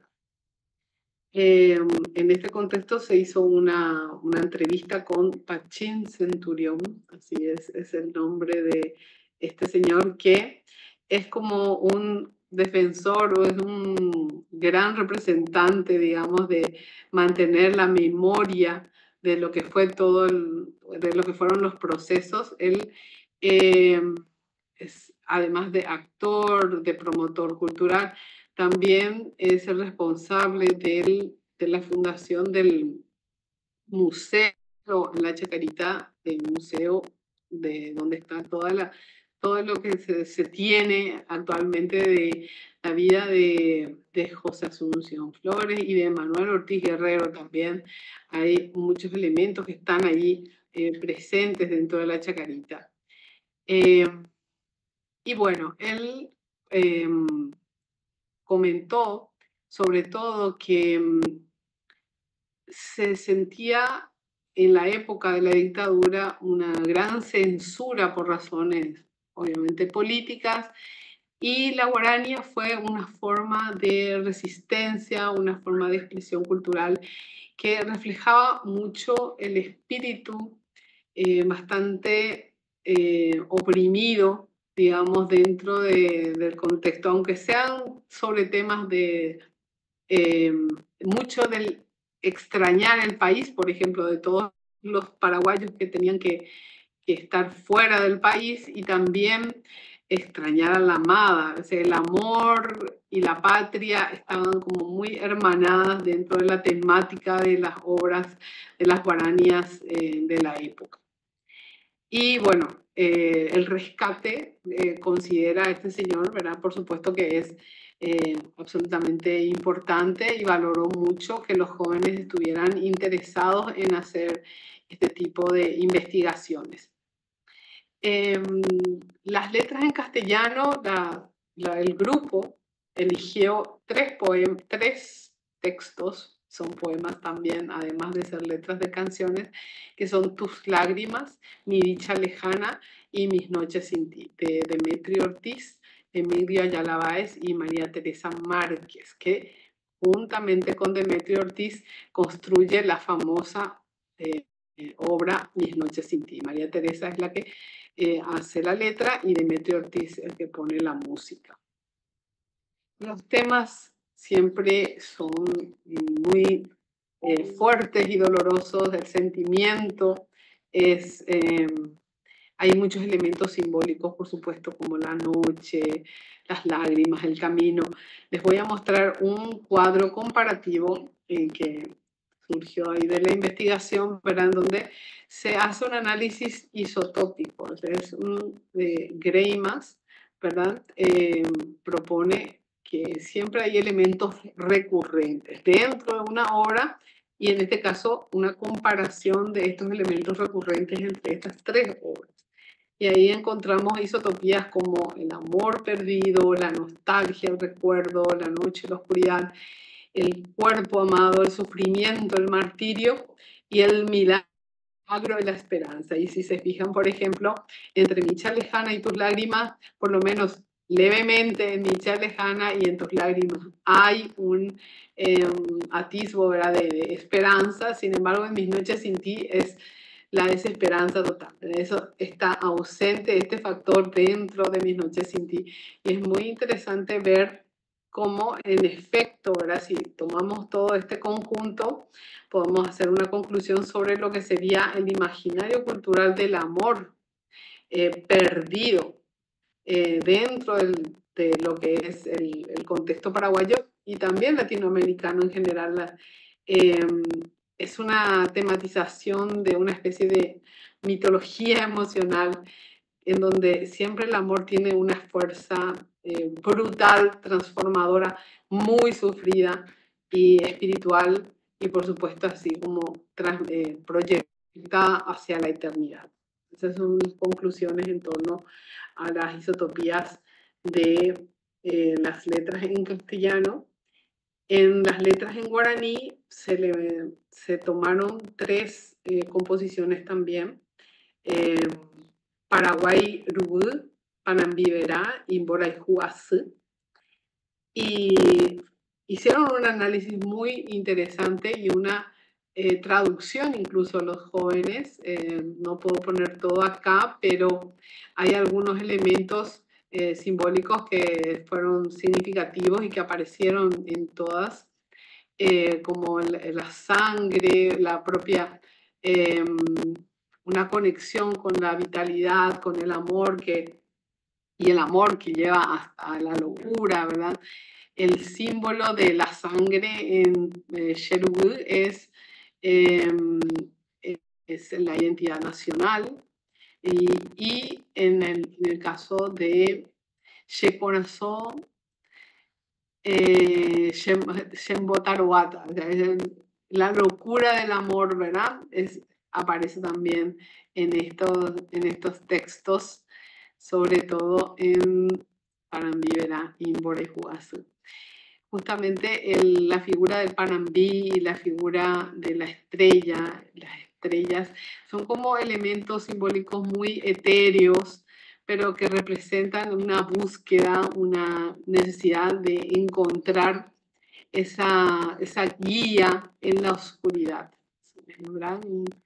Y el deseo que de repente puede aparecer en forma de amor, de libertad, de superación, ¿verdad?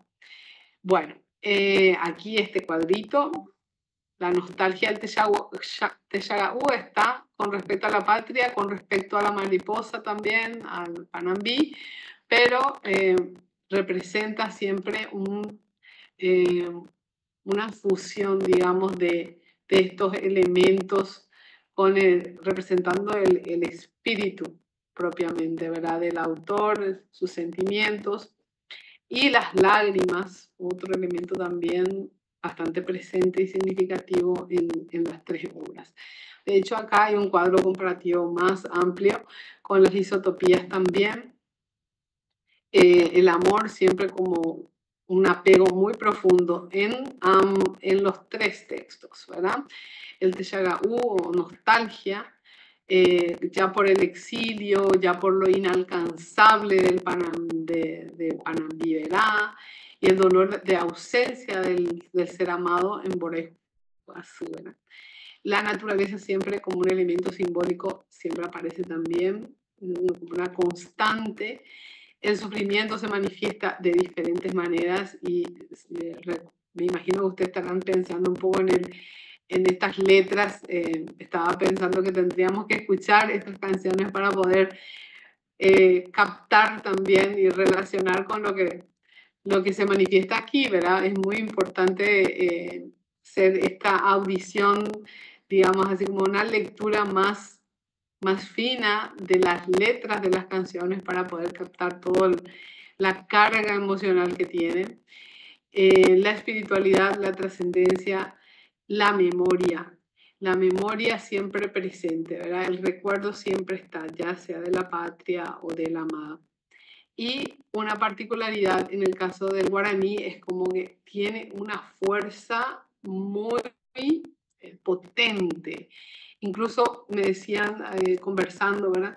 Muchas veces nosotros escuchamos la letra en guaraní, la conocemos, la cantamos, pero no habíamos reparado, me decían los alumnos, en la carga simbólica que tiene el guaraní y el impacto que tiene desde el punto de vista emocional y también identitario. O sea, nosotros nos sentimos muy conectados, incluso hoy, ¿verdad?, con las letras de estas canciones que nos representan. Y esa es un aspecto que no podemos negar. Hay cosas que, por más que existan palabras en español que puedan representar esos sentimientos, como el Texagahú, por ejemplo. Bueno, yo puedo decir nostalgia, pero no es lo mismo, ¿verdad? Porque la nostalgia densa, íntima, visceral, es el Texagahú. Entonces hay cosas que son prácticamente intraducibles y de ahí el valor, digamos así, de la variedad lingüística que nosotros manejamos como país bilingüe, ¿verdad? En donde el guaraní es ese medio, ¿verdad? Esa lengua que nos representa no solamente desde el punto de vista de información que pudiéramos transmitir, sino lo emocional, lo profundo de nuestros sentimientos. Y es, por lo tanto, como sabemos perfectamente desde un punto de vista lingüístico, es toda una cosmovisión. Y así que la guaranía guarda ese valor, ¿verdad? Ese valor de mostrarnos, digamos, desde esa perspectiva más íntima y propiamente paraguaya, ¿verdad?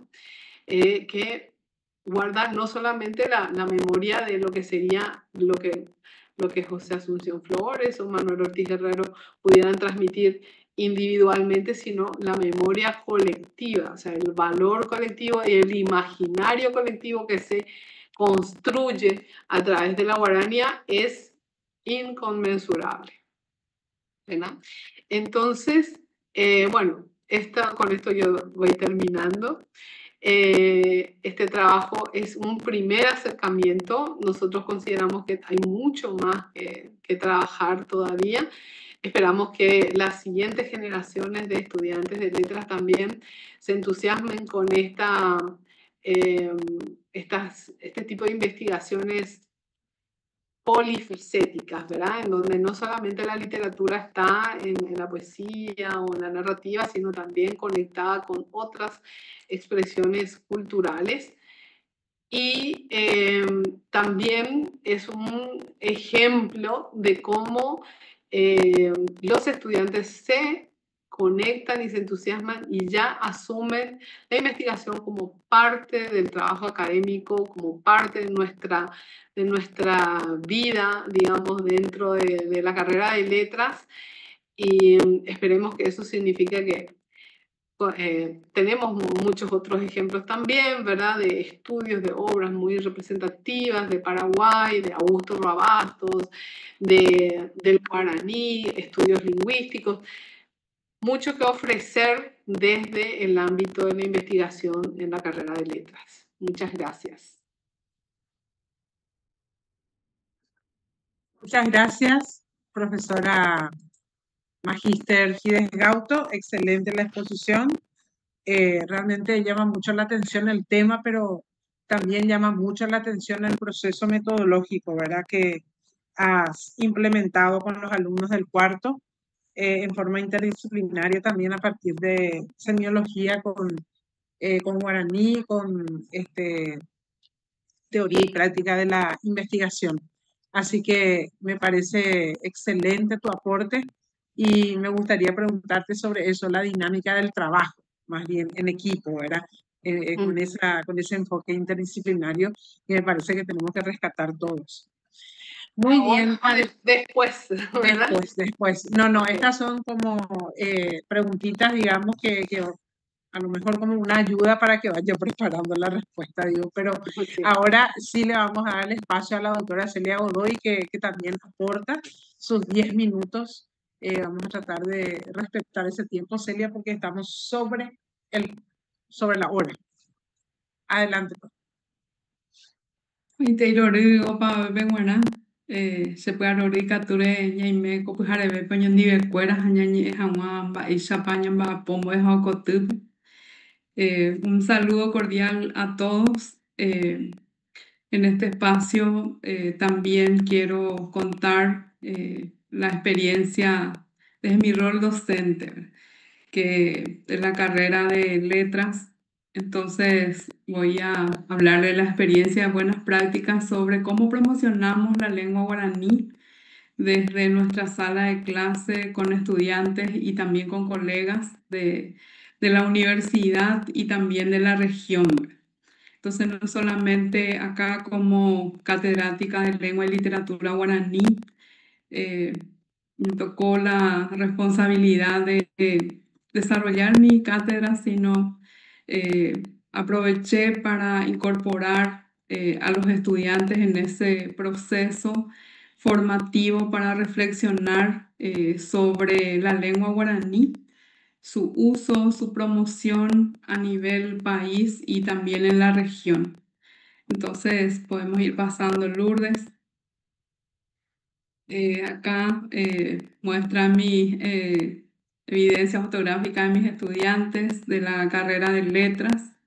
Entonces, una carrera emblemática de la Facultad de Filosofía, con una acreditación de 6 años por la ANEAES, lo que implica este sello de calidad, una responsabilidad inmensa para toda la comunidad académica de la carrera y en especial a quienes somos docentes, ¿verdad? Porque ahí, como me precedieron mis colegas Roberto Machuca y Fides Gauto, implica analizar varios documentos, planificación estratégica institucional y aquellos criterios de calidad que exige la ANEAES para la carrera y otros entes rectores, ¿verdad? de las políticas lingüísticas de nuestro país.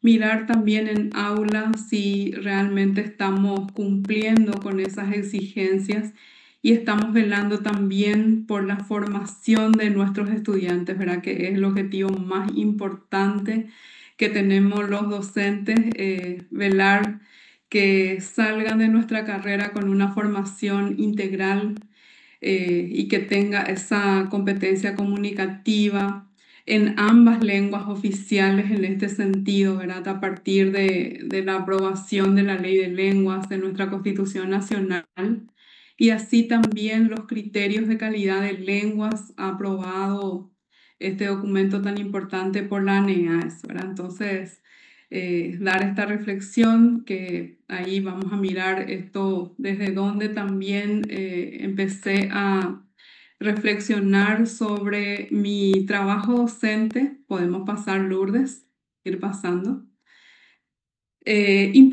La enseñanza para mí en la lengua guaraní en el ámbito áulico no solamente es tomar mi programa de estudios y desarrollar los ejes temáticos, los contenidos con mis estudiantes, sino hacer una promoción, ¿verdad? Que ellos conozcan nuestras políticas lingüísticas del país y velar por esta exigencia dentro de su formación y garantizar que salgan con una competencia de salida que conozca básicamente no solamente el castellano, sino también el guaraní, catujonguaysha, icuaao, ipurú, jaumba ora oñangareko kuaja pisare iñe'ẽteépe ñane ñe'ẽ guaraníme.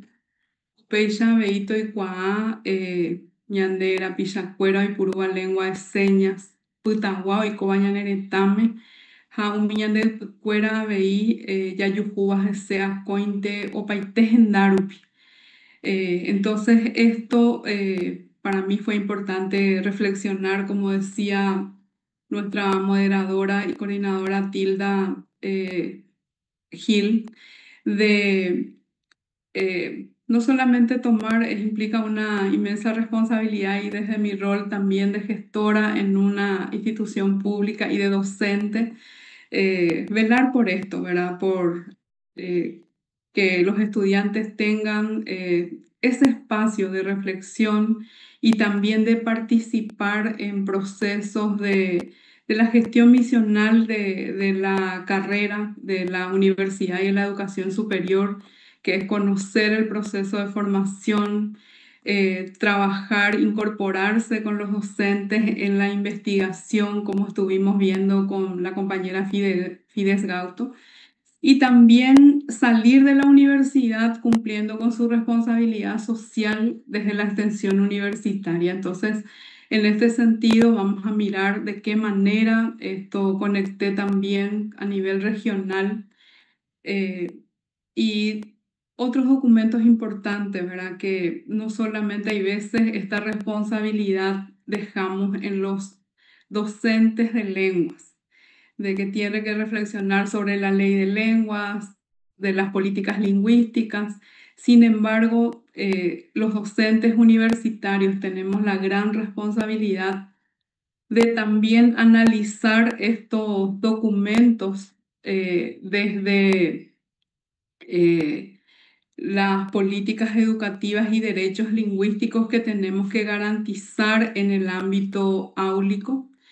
Entonces, sea cual fuere nuestras disciplinas, tenemos que analizar qué dicen estos documentos, la ley de lenguas, por sobre todo quienes formamos a futuros profesionales en guaraní, en castellano, en lenguas extranjeras. Cómo se conecta con nuestros proyectos académicos de la carrera. En Paraguay tenemos el Plan Nacional de Educación Intercultural Bilingüe, que constituye una guía, un marco orientador de cómo se tiene que enseñar ambas lenguas oficiales desde la educación inicial hasta la educación superior.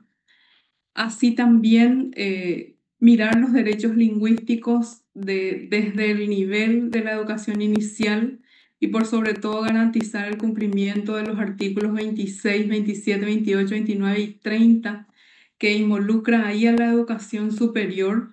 ¿De qué manera yo docente, siendo de cualquier disciplina, puedo cooperar? Ay, purúpamo coibeñe ambos jamás el mismo de cuera pejaoinamo a veiu peisa temimbo nos enduiva un docente, un estudiante sordo. ¿Cómo puedo atender esos derechos lingüísticos de ese estudiante, ¿verdad? Y ahí hablamos de la inclusión, que no solamente tenemos que detenernos a pensar de que nuestras instituciones tienen accesos sanitarios adecuados para personas con discapacidad, sino cuidar sus derechos lingüísticos, ¿verdad? Presente también están estos criterios de la ANEAES para todas las licenciaturas en lenguas y que se vincula directamente también con los criterios de exigencias para la acreditación de una carrera, para tener ese sello de calidad. Se requiere también mirar esto y a la luz de estas exigencias, adecuar los programas de estudios, los proyectos educativos que la carrera de letras en este momento tiene totalmente realizado. Participé también desde aula en estos procesos, ¿verdad?, de adecuación curricular. Entonces, reflexionar desde el programa, desde mi rol docente, para mí fue muy significativo con mis estudiantes. Y ahora vamos a mirar cómo trabajé de articular esto con la región. Abordaje y reflexiones también con mis estudiantes, ¿verdad?, de que estos documentos orientadores de la educación bilingüe es importante analizar con ellos que contiene fundamentos legales. Egresados de una carrera de lenguas tiene que manejar dónde va a ir a trabajar, si le corresponde trabajar en una comunidad guaraní hablante, bilingüe, en donde la sala puede encontrar interacción de varios estudiantes, una sala heterogénea, estudiantes sordos, indígenas, guaraní hablantes, hispanohablantes, extranjeros. ¿Cómo se va a defender? ¿Cuál es la preparación que tiene en nuestros egresados? Fundamentos sociolingüísticos, pedagógicos y psicolingüísticos que ellos tienen que manejar y por sobre todo nosotros docentes, ¿verdad?, de cómo encarar nuestra enseñanza de acuerdo a la disciplina que estamos llevando adelante. Vamos a ir mirando entonces cómo salimos del país, ¿verdad? Para ir a la región. Entonces, lo más importante y desde lo que a mí me corresponde atender en la enseñanza de la lengua guaraní es que en el artículo 3 de la Ley de Lenguas da prioridad al uso, a la enseñanza, a la promoción y a la atención de la lengua guaraní por ser objeto de atención especial por parte del Estado, como signo de la identidad cultural de la nación, instrumento de cohesión nacional y medio de comunicación de la población paraguaya. Es la lengua en donde se sienten confianza nuestros compatriotas y atender en su lengua no significa rebajarse, tener menos nivel académico. En ese sentido, Nahani, Ñete, Katura Moñañangare, Cogese, Yekua Haisha, Teitereña de la Pichá, Oikobe, Guaraní, Meañonte, Ojombo, Ejaope, Oipembo, Ejaocotupeja, Guaraní, Meañonte, Ikatu, Oñeña, Nendive, Upebareje. Chevera umana ipona opavembo ejara jaipuru mokõive ñe'ẽ ha'erupipe ñaneretãgua ñe'ẽtee upévahína petuichave mba'e. Vemos entonces cómo de la carrera de letras me corresponde también este rol cumplir como referente de esta cátedra guaraní de la Asociación del Grupo de Universidades de Montevideo a nivel regional. Esta cátedra guaraní fue creada por varias universidades de la región. Miramos ahí los distintos países, ¿verdad?, que consideraron importante atender a la lengua guaraní a nivel regional y por sobre todo en la formación, en la investigación y también en la extensión universitaria en esos objetivos misionales de la educación superior. Y vamos a mirar los rostros, ¿verdad?, quienes llevan adelante y la representación y la responsabilidad en cada uno de los países. A mí me corresponde Paraguay por la UNA, por la Secretaría de Políticas Lingüísticas, y también universidades nacionales de Itapúa. Tenemos ahí Concepción, la Universidad Nacional del Nordeste. En este momento lidera esta cátedra la Universidad Nacional de Itapúa y yo formo parte del consejo académico de esta cátedra y desde allí cooperamos para promocionar la lengua guaraní a nivel regional y también trabajar a nivel país y por sobre todo en esta presentación, ¿verdad?, en el ámbito áulico, cómo conectar desde la sala de clase, desde mi cátedra, para que los estudiantes y también colegas puedan participar conmigo en estos espacios.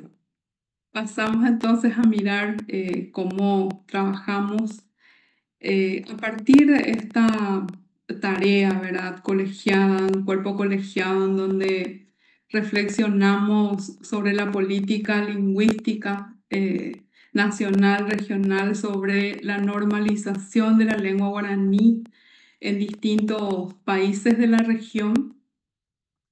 Surge también espacios en donde cada uno miramos qué ocurre en nuestra universidad, qué ocurre con el guaraní, cómo se enseña en la universidad, qué investigaciones hay, funciona esta metodología de enseñanza, cómo sale la universidad para promocionar la lengua guaraní, cómo ayuda a los municipios, a las gobernaciones.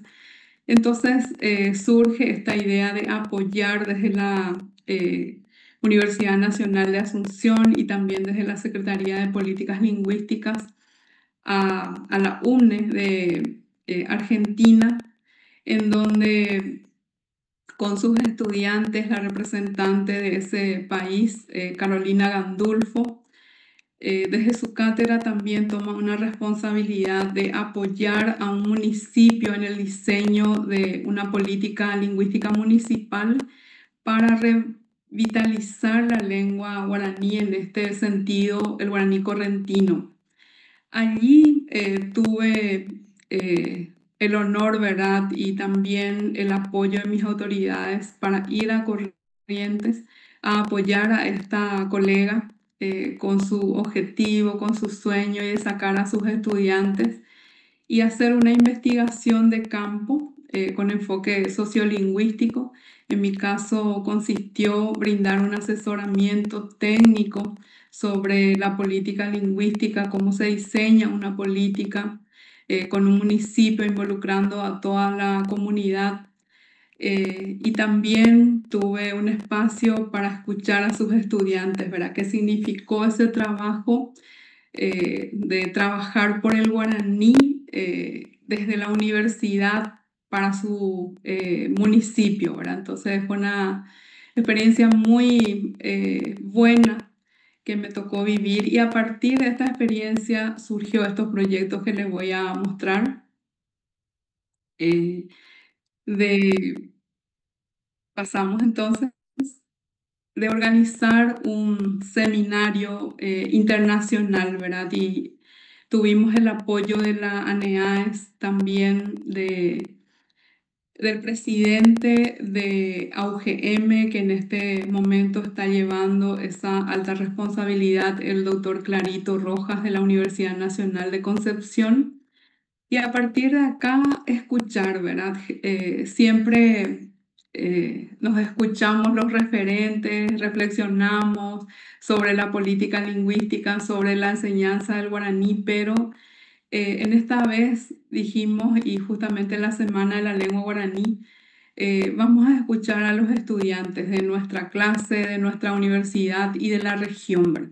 Entonces hicimos un seminario internacional virtual en donde el tema central fue hablar del pasado, qué significa para los jóvenes estudiantes universitarios trabajar por el guaraní y analizar el pasado, presente y futuro de la lengua guaraní desde sus miradas, ¿verdad? De estudiantes de la región.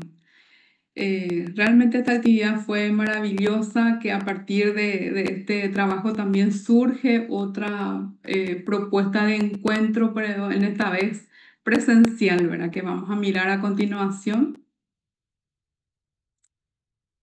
De llevar a nuestros estudiantes, y acá quiero destacar el apoyo pleno también de la Universidad Nacional de Asunción, de la carrera de letras, de mis colegas y de los estudiantes, ¿verdad? Porque era de la virtualidad, de esa modalidad de reflexión, de escuchar sus miradas, sus expresiones, sus preocupaciones y también su emoción, llevar a ellos a la Universidad Nacional de Itapúa para que se encuentren, para que se conozcan, para que se escuchen, ¿verdad? Cómo trabajan por el guaraní con sus docentes. Esa fue mi labor la semana pasada, en donde llevé a un grupo de estudiantes que vimos en el inicio, ¿verdad?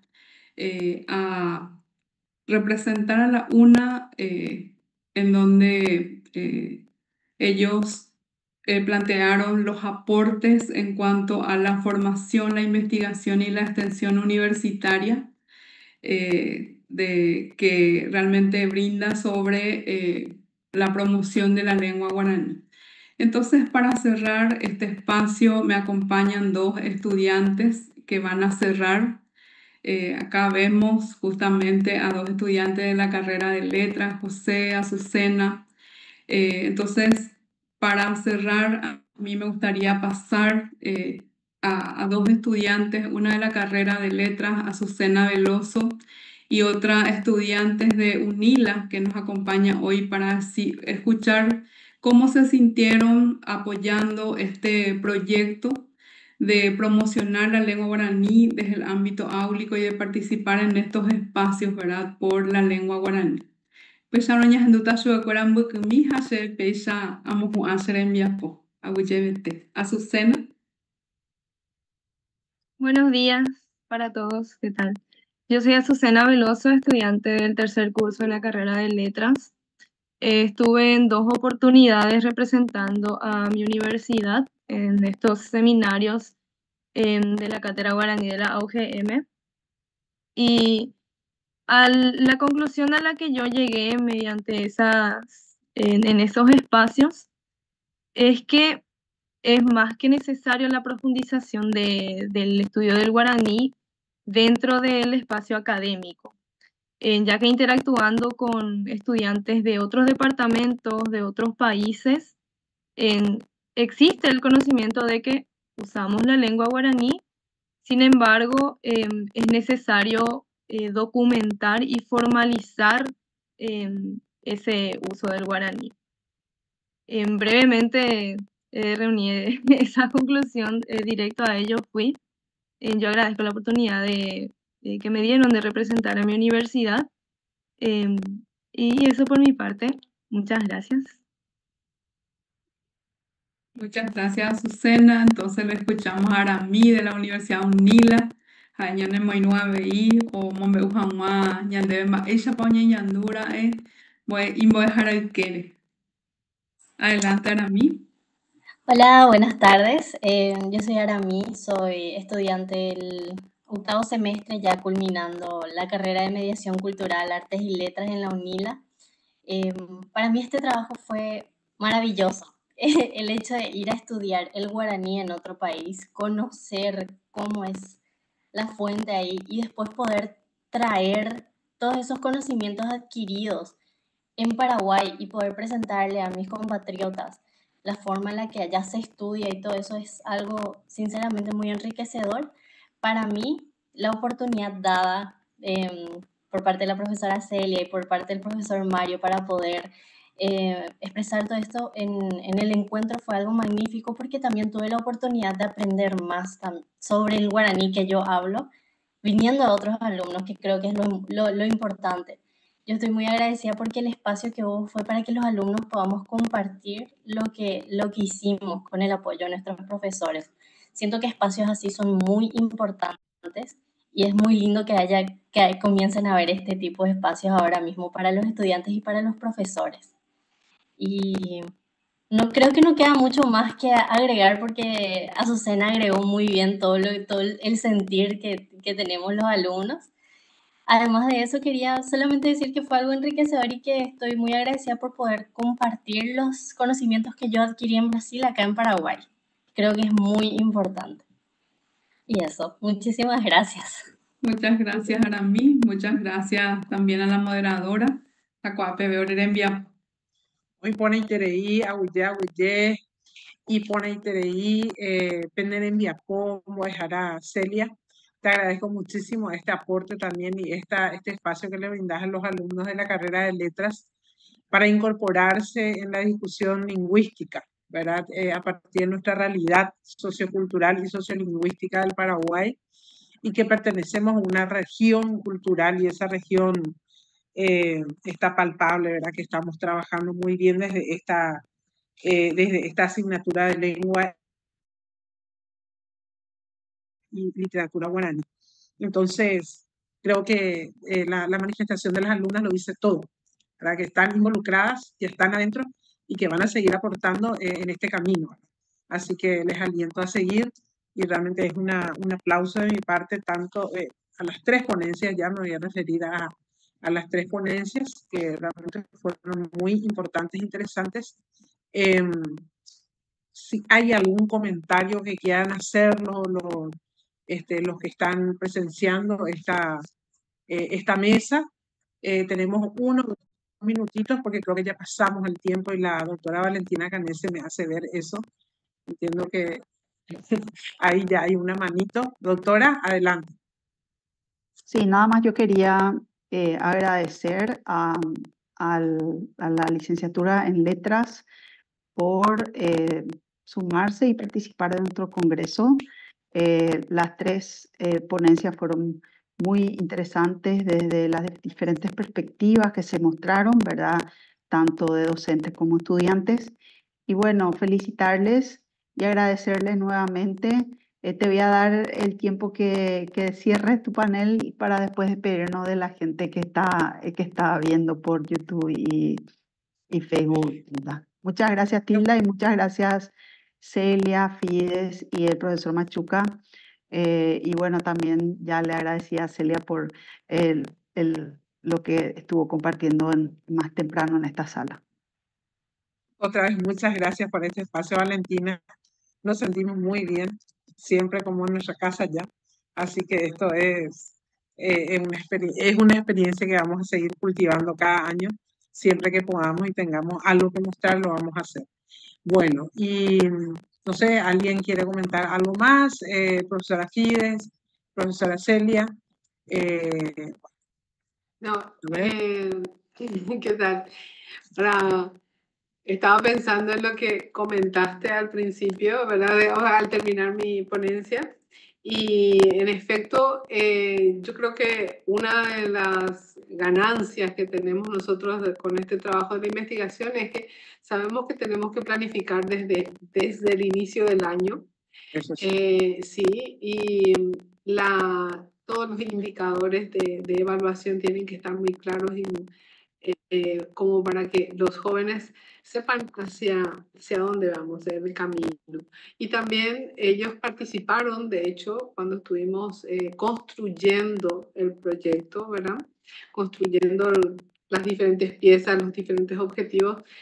Tuvimos la participación tanto de los colegas como de los estudiantes, porque un factor muy importante, y eso la profe Celia seguramente me va a respaldar también en el sentido de que los estudiantes se tienen que poner la camiseta, tienen que sentirse parte y protagonistas del trabajo de investigación para que funcione realmente.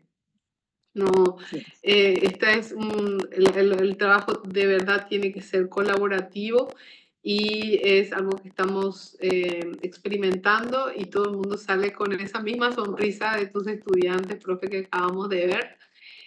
También mis estudiantes hicieron, por ejemplo, una ponencia, digamos, pero parcial también del trabajo en la Semana de Letras y lo compartieron con mucha emoción. Nosotros, de hecho, estamos por cerrar.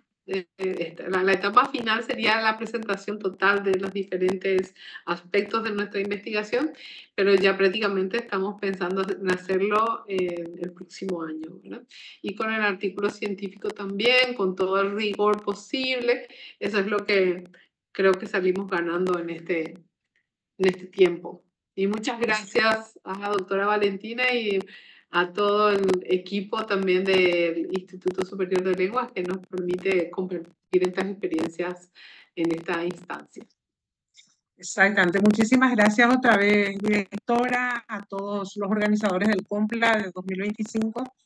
Y bueno, lo que decía Gil es solamente remarcar que estos trabajos de investigación tienen que cerrar. El corolario es la publicación del artículo científico en nuestra revista indexada. Así que ese es seguramente que el año que viene ya vamos a compartir los artículos publicados. Bueno, hasta siempre. Muchas gracias, doctora. Justamente quería invitarles a enviar sus artículos a Añimicra, que es también la revista específica de lengua, cultura y sociedad, y que también está indexada, así que si es que pueden elegir allá donde quieren enviar,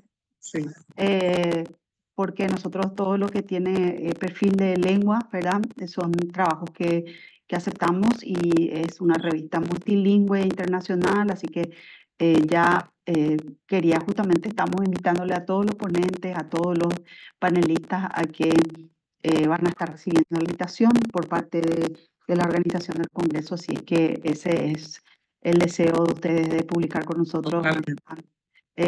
Son bienvenidos. Entonces, muchas gracias. Gracias a todos y bueno, vamos a estar teniendo un pequeño receso ahora hasta las 14 horas. Nos vemos entonces en un par de horitas. Gracias nuevamente a UYBT o Pavabete y nos vemos. Nos vemos, gracias.